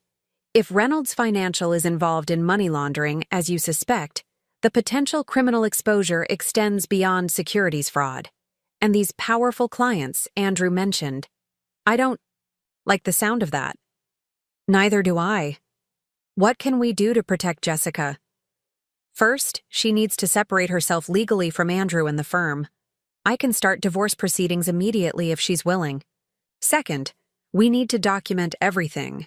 Your conversations with Andrew, Jessica's with his assistant, any evidence of threats or intimidation. Third, despite the risks, we should consider going to the authorities. The SEC? Perhaps, but given what you've described, the FBI might be more appropriate. Financial Crimes Division. They have the resources to handle cases with potential criminal connections. My stomach tightened. The FBI. This had escalated far beyond what I'd initially imagined when I called George to help me out of the garage. Let me speak with Jessica. First, I said. This should be her decision too. Of course, but Eleanor, be careful. If Andrew suspects you're planning to go to federal authorities, he might become desperate. And desperate people do desperate things. After hanging up, I made one final call, to Martha. I need a favor, I told her. Could you go to the house and pick up some of my things? I'm staying at the hotel for now, and I don't want to run. Into Andrew again. Of course, Martha agreed. Is everything all right? You sound worried. It's complicated. I'll explain everything soon, I promise. Just be careful around Andrew if he's there. Don't antagonize him. Martha scoffed. That pompous bully doesn't scare me. I'll get your things and be out before he knows what's happening. I gave her a list of essentials. Medications, important documents I'd kept in the garage, some clothing. She promised to bring everything to the hotel within a couple of hours. While waiting for Martha, I reviewed the notes George and I had, compiled on Reynolds Financial. The pattern was clear. Client accounts with inflated returns, unexplained transfers, documentation that mysteriously disappeared. Andrew's admission about powerful people and expected returns only confirmed our suspicions. This wasn't just financial mismanagement. It was systematic fraud, possibly with connections to organized crime. Martha arrived at the hotel just after noon, wheeling a suitcase of my belongings. All clear, she reported. Andrew wasn't home. The place was a mess, though. Papers everywhere, especially in his office. Looks like someone was searching for something. That troubled me. Andrew had been meticulously destroying documents when I left. Had someone else visited the house after me? Did you notice anything else unusual? Martha thought for a moment. There was a car I didn't recognize parked down the street. Black. Sedan, tinted windows. Might be nothing, but it seemed. Out of place in your neighborhood. A chill ran down my spine. Thank you for doing this, Martha. It means a lot. Where's Jessica? She asked, looking around the hotel room. Is she staying here too? She's gone somewhere safe for a few days, I said vaguely, to clear her head. Martha's expression softened. Good. That girl needs space away from that man. I never liked him, you know. Too smooth, too practiced. I smiled weakly. You saw what I didn't want to see. Mothers are blind when it comes to their children's happiness, Martha said kindly. You wanted to believe Jessica had found someone worthy of her. After Martha left, I unpacked the suitcase, organizing my medications and clothing. At the bottom, I found a sealed envelope with my name written in Thomas's handwriting. I stared at it, confused. This hadn't been on my list of items for Martha to retrieve. I opened it carefully. Inside was a letter dated just weeks before Thomas's death, along with a small key. My dearest Eleanor, the letter began. If you're reading this, it means you've finally stood up for yourself against whoever convinced you to leave our home. Good for you, my love. I always knew you would eventually. Tears sprang to my eyes. Even from beyond the grave, Thomas knew me better than I knew myself. I've left something for you in our special place. The key enclosed will open it. Use it wisely, and remember that I'm always with you, always proud of the lioness I married. All my love, Thomas. Our special place. I knew immediately what he meant. The hidden compartment Thomas had built into the master bedroom closet, a secret space where we'd kept our most important documents and valuables. If Andrew had discovered it during the renovations, whatever Thomas had left would be gone, but if it remained untouched, I needed to get back to the house one more time. I waited until evening, monitoring the house from Martha's car, which I'd borrowed for the occasion. Andrew's BMW wasn't in the driveway, and the house remained dark as sunset faded into night. At 8 o'clock, I made my move, using my key to enter through the back door once again. The house was silent, the kitchen spotless as always. I moved through the familiar rooms, up the stairs to what had once been my bedroom with Thomas. The renovations Andrew had mentioned were evident. The walls now painted a sterile gray, our warm cherry furniture replaced with modern pieces in glass and chrome. The walk-in closet, however, appeared structurally unchanged. I went directly to the back panel, running my fingers along the edge until I found the concealed latch. It clicked open, revealing the small compartment behind. Relief washed over me. It was untouched. Thomas's hiding spot had remained undiscovered through the renovations. Inside was a fireproof lockbox. I inserted the key from the envelope, turning carefully. The box opened to reveal a USB drive, another key, larger, like a safe deposit box key, and a sealed envelope labeled, "For Eleanor, urgent." My hands trembled as I opened this second letter. Eleanor, if you're reading this, something has gone terribly wrong. I've been monitoring Robert Reynolds and his firm for years, ever since they approached Wilson Construction about a partnership that didn't feel right. What I found disturbed me deeply. The enclosed drive contains documentation of what I believe to be money laundering operations using Reynolds Financial as a front.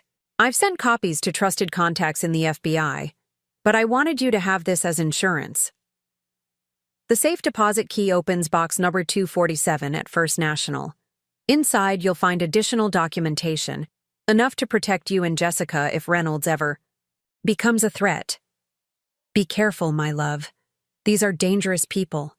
Trust George. He knows everything. I love you always, Thomas. I sat back on my heels, stunned. Thomas had known about Reynolds Financial's criminal activities years ago. He'd been investigating them secretly, even as his health failed. And he'd left me this insurance policy, anticipating a day when I might need protection against them. I pocketed the USB drive, the safe deposit key, and both letters. Whatever was on that drive and in that safe deposit box could be crucial leverage, not just against Andrew, but against the entire criminal operation he was part of.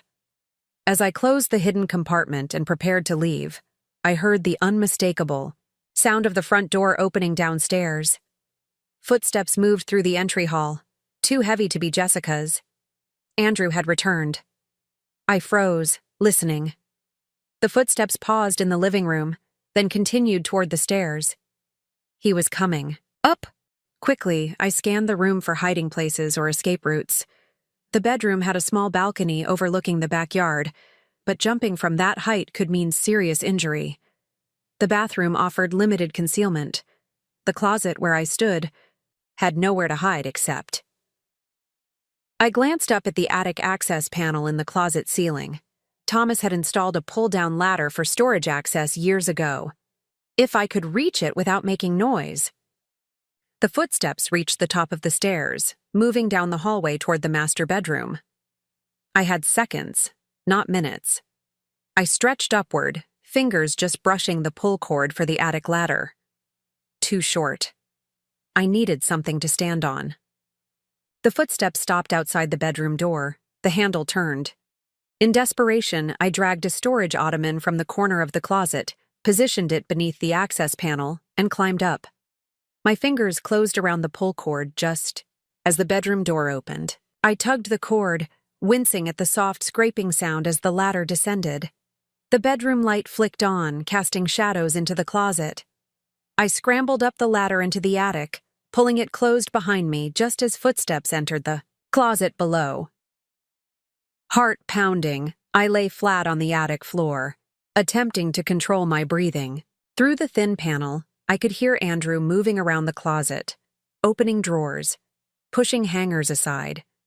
Was he looking for something specific, or had he somehow sensed my presence? "I know you were here, Eleanor," his voice called, startlingly, clear through the floor. "Your perfume lingers. Japanese cherry blossom, isn't it? Jessica wears the same scent, like mother, like daughter." I remained perfectly still, barely breathing. "Did you think I wouldn't notice the missing items from the garage? Or that Martha wasn't being watched when she came to collect your things?" His voice hardened. "What did you take from this house, Eleanor? What did Thomas leave behind?" So he knew about Thomas's secret compartment, or at least suspected something. Had he been searching for it during the renovations, unable to find what Thomas had hidden so carefully? "It doesn't matter," Andrew continued, talking to the empty room as if he could sense me nearby. "Whatever evidence you think you have, it won't be enough. And even if it were, you wouldn't risk Jessica's safety by using it, would you? A mother's love is so predictable." The closet light switched off. Footsteps retreated across the bedroom, then paused. "I'll find Jessica, you know. The cabin in Vermont isn't as secret as you think. George Thompson isn't as careful as he should be. And when I find her, we'll have a long conversation about family loyalty." My blood froze. How did he know about the cabin? Had he been monitoring our phones? Had someone followed George and Jessica? The bedroom door closed, and the footsteps descended the stairs. I remained in the attic, counting my heartbeats, waiting to ensure Andrew was truly gone. Only when I heard the distant sound of the front door closing and a car engine starting did I dare to breathe normally again. I needed to warn Jessica and George immediately, if Andrew knew where they were. I descended the ladder carefully, checking that the bedroom was empty before making my way downstairs. The house remained silent, but I couldn't shake the feeling of being watched, of having walked into a trap that was still closing around me. Outside, I scanned the street for the black sedan Martha had mentioned, but saw nothing unusual. I hurried to her car, sliding into the driver's seat and locking the doors before reaching for my phone. No signal. I frowned, checking the settings. Full battery, but 0 bars. It had been working fine earlier. A soft tap on the passenger window made me jump. A man in a dark suit stood beside the car, smiling politely. He held up what appeared to be a badge. "Mrs. Wilson," he said, his voice muffled through the glass. "FBI, we need to talk." I stared at him, paralyzed with indecision. Was he legitimate, or one of the powerful clients Andrew had warned about? The badge looked real, but in the darkness, it was hard to be certain. "Please open the door, Mrs. Wilson. It concerns your daughter's safety." "Jessica." Her name shattered my hesitation. I unlocked the passenger door. The man slid into the seat beside me, closing the door and relocking. it in one smooth motion. Thank you. I'm Agent Harris. We've been monitoring Reynolds Financial for some time. How did you know I'd be here? We've had the house under surveillance since your late husband contacted us 3 years ago. Thomas Wilson provided key information about Robert Reynolds' operations, but we needed more to build a case. He studied me. I believe you just recovered something from inside.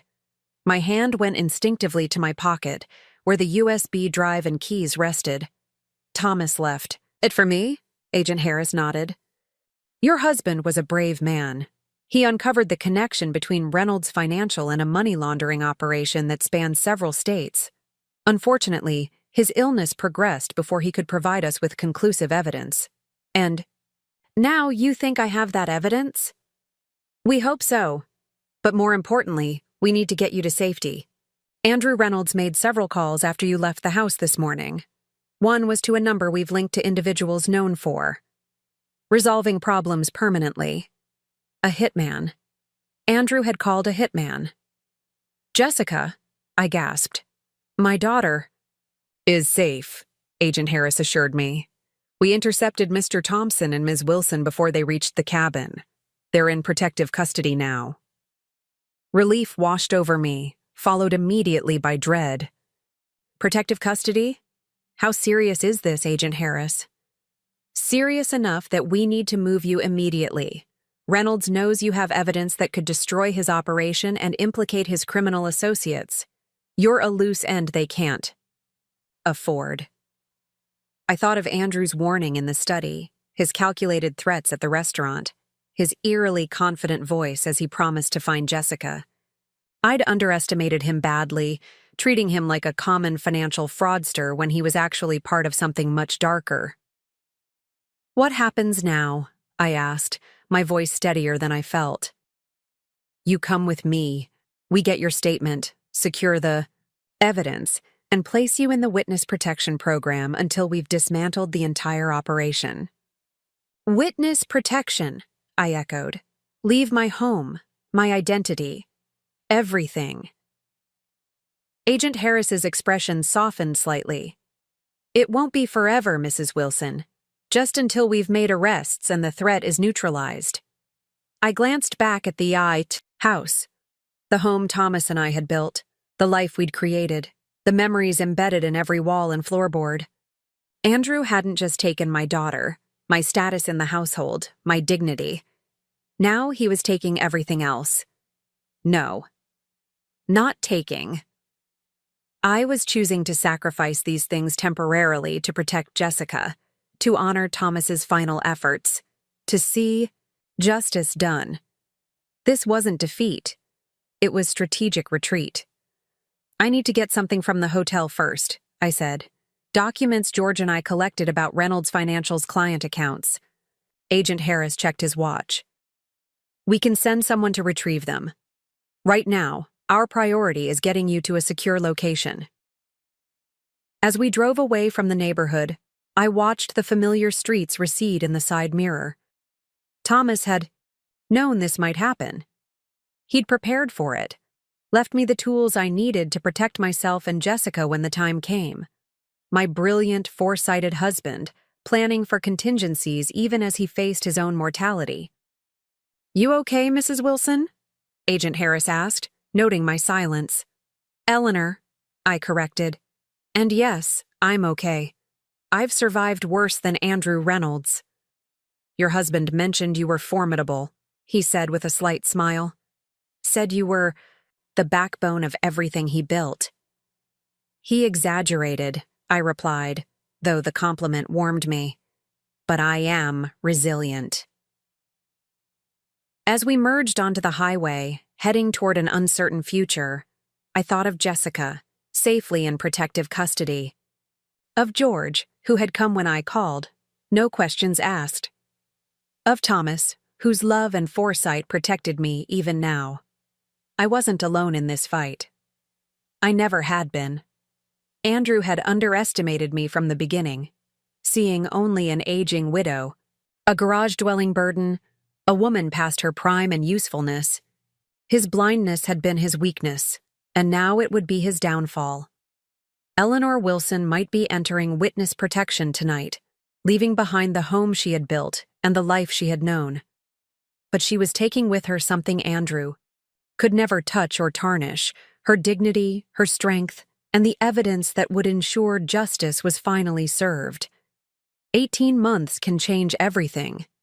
The woman who stared back at me from the mirror hardly resembled Eleanor Wilson anymore. My silver hair was now chestnut brown, cut in a stylish bob instead of my traditional longer style. I'd lost weight, stress will do that to you, and gained muscle from the self-defense classes the FBI had recommended. Even my wardrobe had transformed, trading conservative classics for more contemporary pieces that helped maintain my cover identity. Diana Phillips. That's who I'd been since that night Agent Harris had whisked me away from Maplewood. Diana Phillips, retired library administrator, from Oregon, now living quietly in a southwestern town whose name I'd never even heard before the relocation. The apartment was pleasant enough. 2 bedrooms, a small balcony overlooking desert landscaping, community pool that I never used. But it wasn't home. It wasn't the house Thomas and I had built together, the rooms that held decades of memories, the garden where I'd taught Jessica to plant sunflower seeds when she was 5. My phone chimed, a secure line used only for communications with my FBI contacts. "The trial begins Monday," Agent Harris said when I answered. "Reynolds Financial's entire operation has been dismantled. Robert Reynolds took a plea deal. He's cooperating fully in exchange for a reduced sentence." "And Andrew?" I asked, the name still bitter on my tongue after all this time. "Still maintaining his innocence. Claims he was unaware of any illegal activities, that his father kept him in the dark about the money laundering connections." I snorted. Of course he does." "It won't work," Harris assured me. "We have testimony from multiple associates, paper trails, electronic records. And most damaging, we have the evidence your husband collected, combined with your testimony and Jessica's." Jessica. My heart ached at the mention of her name. For security reasons, we'd been kept separate during the investigation and pretrial preparations, communicating only through heavily monitored channels. I knew she was safe, knew she'd divorced Andrew months ago, but the mother in me needed to see her face, to hold her and make sure she was truly okay. "When can I see her?" I asked, the question I'd been asking for 18 months.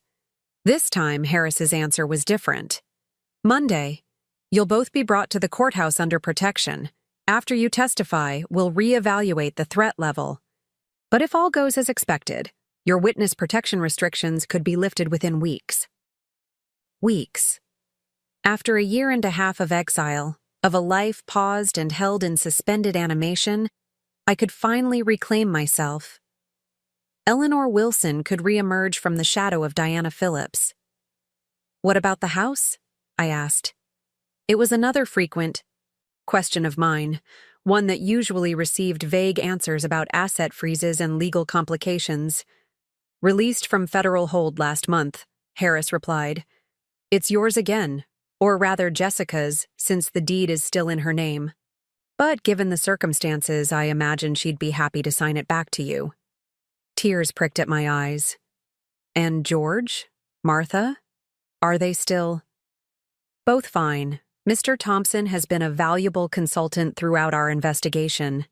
Ms. Daniels has maintained your garden, apparently. Says she couldn't bear to see Thomas's rose bushes wither." I wiped away a tear, overwhelmed with gratitude for these faithful friends who had carried on in my absence, keeping watch over the pieces of my life I'd been forced to abandon. "Thank you, Agent Harris, for everything. Just doing my job." "Eleanor," his voice softened slightly, "though I'll admit your case has been memorable. Not many witnesses stay so composed during such a prolonged process." I smiled wryly. I had good motivation. Seeing Andrew Reynolds face justice is worth every inconvenience. After hanging up, I walked to the balcony, staring out at the unfamiliar landscape. The desert sunset painted the sky in shades of orange and pink that still seemed alien to me after a lifetime in Connecticut's lush greenery. Beautiful, but not mine. Never mine. Monday couldn't come soon enough. The federal courthouse was imposing, all stone and authority, designed to make ordinary citizens feel small in the face of the law. I sat in the back of an unmarked sedan, flanked by 2 agents, watching the media gathered on the steps. The Reynolds financial scandal had exploded into national news once the FBI had moved against Robert and Andrew. The scope of their crimes, securities fraud, money laundering, tax evasion, and connections to organized crime figures had captivated the public's imagination. "Ready, Mrs. Wilson?" Agent Harris asked from the front seat. I smoothed my navy blue dress, chosen carefully for this moment, professional but not severe. As ready as I'll ever be. They escorted me through a side entrance, bypassing the cameras and reporters. Through secure corridors and checkpoints, never lingering, always moving with purpose. Finally, we reached a private waiting room where witnesses were being sequestered before testimony. And there she was. "Mom!" Jessica flew across the room, nearly knocking me over with the force of her embrace. I held her tightly, breathing in the familiar scent of her shampoo, feeling the solidity of her presence after so many months of separation. "Let me look at you," I said, stepping back to study her face. She looked older, more mature than the woman I'd left behind. There was a gravity to her expressions now, a stillness that spoke of hard lessons learned. But her eyes, Thomas's eyes, were clear and direct, without the haunted quality they'd held during those final days with Andrew. "You look different," she said, taking in my transformed appearance. "The hair." "Temporary," I assured her. "Another few weeks, and I can go back to being a proud silver fox." She smiled, though tears shimmered in her eyes. "I've missed you so much, Mom. The check-ins with the agents weren't enough. I had so much I wanted to say, to apologize for—" "None of that," I interrupted gently. "We were both manipulated by a master. What matters is that we're here now, together, and Andrew is finally facing consequences." We sat side by side, hands clasped, as an assistant district attorney briefed us on what to expect during testimony. Jessica would go first, establishing Andrew's controlling behavior and financial deceptions in their personal life. I would follow, detailing my discoveries about Reynolds Financial's client fraud and the evidence Thomas had uncovered. "Remember," the ADA emphasized, "stick to what you personally witnessed or experienced. No speculation or hearsay. Andrews' defense will try to paint you both as vindictive, emotional women seeking revenge for personal slights." "Convenient," I remarked dryly. When we trusted him, we were naive and easily manipulated. Now that we're testifying against him, we're calculating and vindictive. The ADA smiled grimly. "Welcome to the justice system, Mrs. Wilson. But don't worry, the paper trail doesn't lie, and we have mountains of it." When they called Jessica to testify, I squeezed her hand one last time. "Just tell the truth. That's all you need to do." I watched from the waiting room's video feed as my daughter took the stand, swore her oath, and faced the courtroom. Andrew sat at the defense table, impeccably dressed as always, his expression a careful mask of injured innocence. The sight of him still made my blood boil, but I forced myself to remain calm, to focus on Jessica's testimony.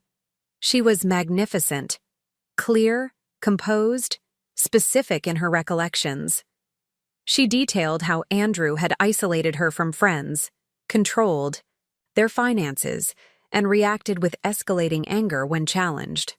She described discovering client complaints that had been hidden, overhearing conversations about special handling for certain investors, witnessing document destruction before audits. When the defense attorney rose for cross-examination, his approach was exactly as predicted, painting Jessica as a spoiled heiress who turned against her husband when he insisted on financial responsibility. "Mrs. Reynolds," Wilson, Jessica corrected firmly. I've resumed my maiden name. The attorney barely paused. Ms. Wilson, isn't it true that the tensions in your marriage began when your husband expressed concerns about your spending habits? Jessica didn't flinch. No, we had no financial tensions. Andrew controlled all our accounts and made all spending decisions.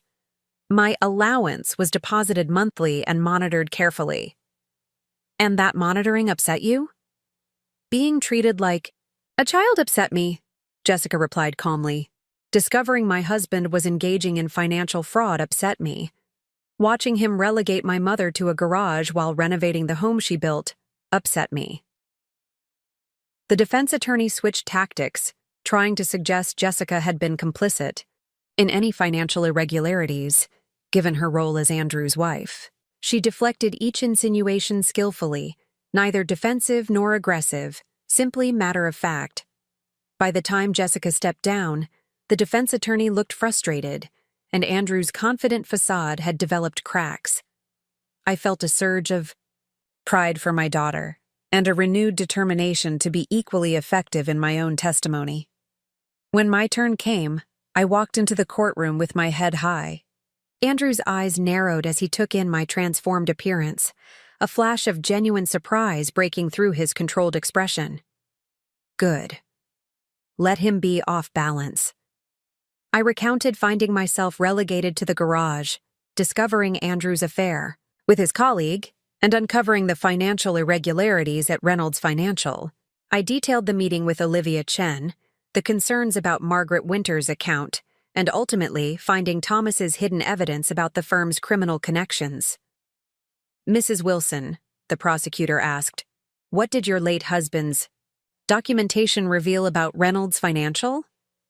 Thomas had been tracking unusual patterns at the firm for years, I explained. Large cash deposits that were immediately distributed to certain client accounts. Returns that consistently outperformed the market, regardless of economic conditions. And most damning, connections between several of Reynolds' VIP clients and known organized crime figures. Objection. Andrew's attorney was on his feet. Speculation and hearsay. Your Honor, Mrs. Wilson is simply describing the contents of documents already entered into evidence, the prosecutor countered. The judge nodded. Overruled. Continue, Mrs. Wilson. I described finding the USB drive and safe deposit key, explained the documentation Thomas had compiled, and detailed Andrew's threats about powerful people who wouldn't appreciate government attention. During cross-examination, Andrew's attorney tried the same approach he'd used with Jessica, suggesting I was motivated by bitterness over my living arrangements, jealousy of my daughter's marriage, resentment of my diminished status in the household. Isn't it true, Mrs. Wilson, that you were upset about no longer being the lady of the house? He asked, his tone condescending. I was upset about being forced to sleep in an unheated garage while perfectly good bedrooms sat empty, I corrected. I was upset about witnessing my son-in-law defraud vulnerable clients. I was upset about discovering the man who married my daughter was connected to organized crime. These seem like reasonable concerns, wouldn't you agree? A ripple of laughter moved through the courtroom, quickly silenced by the judge's gavel. Andrew's attorney flushed, adjusting his approach. You've admitted to entering Mr. Reynolds's home office without permission and accessing confidential business documents. Isn't that illegal entry and theft? It was my home, I said simply. My name was on the deed when the house was built. The garage where I was forced to live was part of that property, and the documents I accessed were left to me by my late husband, hidden in a compartment he built specifically for our use. Nothing was stolen. It was already mine. By the time I finished testifying, Andrew's composed facade had completely crumbled. He leaned toward his attorney, whispering urgently, his gestures becoming increasingly agitated. I allowed myself a small smile as I stepped down from the witness stand. Thomas would have been proud. The trial lasted 3 weeks. Witness after witness confirmed the pattern of fraud and deception at Reynolds Financial. Former employees described the pressure to manipulate client returns, the separate accounting system for VIP clients, the document destruction before audits. Financial experts detailed how the firm had operated essentially as a Ponzi scheme, using new client funds to pay returns to existing clients while skimming millions for personal use. Most damaging were the testimonies from Robert Reynolds' criminal associates, who had flipped on the family in exchange for reduced sentences. They described how Reynolds Financial had laundered money from drug trafficking, illegal gambling, and labor racketeering operations across 3 states. Through it all, Andrew maintained his innocence, insisting he'd been unaware of his father's criminal connections. But the evidence told a different story. Phone records, email communications, offshore accounts in Andrew's name filled with unexplained cash deposits. On the final day of the trial, I sat beside Jessica in the gallery, our hands clasped tightly as we awaited the verdict. George Thompson sat on my other side, a solid, reassuring presence. Martha had come too, along with several of the defrauded clients, including Margaret Winters. When the jury foreman stood, the courtroom fell silent. On the count of securities fraud, we find the defendant, Andrew Reynolds, guilty. Jessica's hand tightened around mine. On the count of money laundering, we find the defendant guilty. My eyes fixed on Andrew's back, watching his shoulders slump incrementally with each guilty verdict. On the count of conspiracy to commit wire fraud, we find the defendant guilty. By the time all 15 counts had been read, Andrew's carefully crafted facade had completely collapsed. When he turned to look back at Jessica one last time before being led away, his expression wasn't of a polished financial advisor or calculating criminal. It was simply of a man who had lost everything. "Court is adjourned," the judge announced, bringing down his gavel with a definitive crack. Outside the courthouse, standing on the same steps where reporters had gathered for weeks, breathed deeply of the Connecticut air. After 18 months in witness protection, it felt like coming back to life. "What now?" Jessica asked, linking her arm through mine as we walked toward George's waiting car. "Now we go home," I said simply. Home. The word held such power after so long away. And yet, as we drove through familiar neighborhoods toward the house Thomas had built, I wondered what home would mean now. The physical structure remained, but everything else had changed. Jessica, me, our relationship, our understanding of the world and the people in it. The house came into view as we rounded the corner. Thomas's colonial, with its distinctive roofline and wraparound porch. Martha had indeed kept up the garden. Thomas's prized roses were blooming along the front walk, a riot of red and pink. Against the white siding. "I had the garage demolished," Jessica said as we pulled into the driveway. "Started the renovations last month, once the property was released from federal hold. Where the detached garage had once stood was now the foundation for a new structure, an addition to the main house. From the looks of it, with large windows and a separate entrance." "What is it?" I asked, stepping out of the car. Jessica smiled. "Your new living space, completely separate from the main house but connected by a breezeway. Your own kitchen, living room, 2 bedrooms, independence with proximity. Isn't that what you always wanted?" Tears filled my eyes as I embraced my daughter. "It's perfect," I whispered. "I should have done this 2 years ago," Jessica said, her voice thick with emotion. "Instead of letting him—" "No more looking back," I interrupted gently.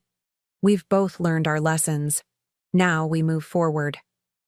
As we walked toward the house, our house, I felt Thomas's presence around me, in the solid beams he'd selected, the careful craftsmanship he'd insisted upon, the home he'd built to last generations. He'd known, somehow, that we would need this foundation to weather the storms that came. Inside, Martha had prepared a welcome home dinner. The dining room table, Thomas's cherished cherry wood that had somehow survived Andrew's renovations, was set for 4. George uncorked a bottle of champagne, raising a toast to justice served and new beginnings. Later, as sunset painted the living room in golden hues, I stood at the window watching the changing light play across the lawn where Jessica had learned to walk, where Thomas and I had hosted summer barbecues, where a family had grown and changed and endured. "I signed the deed back to you this morning," Jessica said, joining me at the window. "The house is yours again." I shook my head. "No, it should be ours. Both our names on the deed, equal partners. No more imbalance, no more power dynamics." Jessica smiled, leaning her head against my shoulder. "Deal." As darkness fell, I thought about the long journey that had brought us to this moment. From the garage to witness protection to the courtroom, and finally, back home. Andrew had thought he could discard me, reduce me to nothing more than an inconvenient old woman to be tucked away and forgotten. He'd underestimated me. Underestimated the strength that comes from building a life, a home, a family with your own hands. Underestimated the resilience that develops through decades of weathering life's challenges. Underestimated the power of a mother determined to protect her child, even from dangers the child cannot see. Most of all, he'd underestimated what can happen when that mother makes one phone call, setting in motion events that would ultimately bring down an entire criminal enterprise. I was Eleanor Wilson, 69 years old, widow of Thomas Wilson, mother of Jessica, builder of homes and lives. I had survived being relegated to a garage, separated from my daughter, and stripped of my identity. I had emerged stronger, wiser, and, finally, triumphant.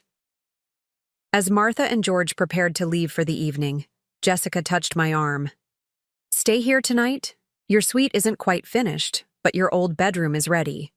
I'd feel better knowing you were here." "Of course," I said, squeezing her hand. "I'm not going anywhere, not anymore."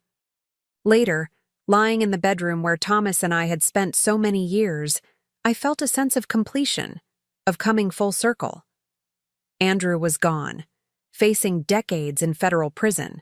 The house was ours again, being reshaped to reflect our new understanding of family and boundaries. Jessica and I were healing, our relationship stronger for having been tested. I had given my daughter our family home, and her husband had made me sleep in the garage. But in the end, one phone call had changed everything, restored justice, reclaimed our legacy, and brought me home at last. Up next, you've got 2 more standout stories right on your screen.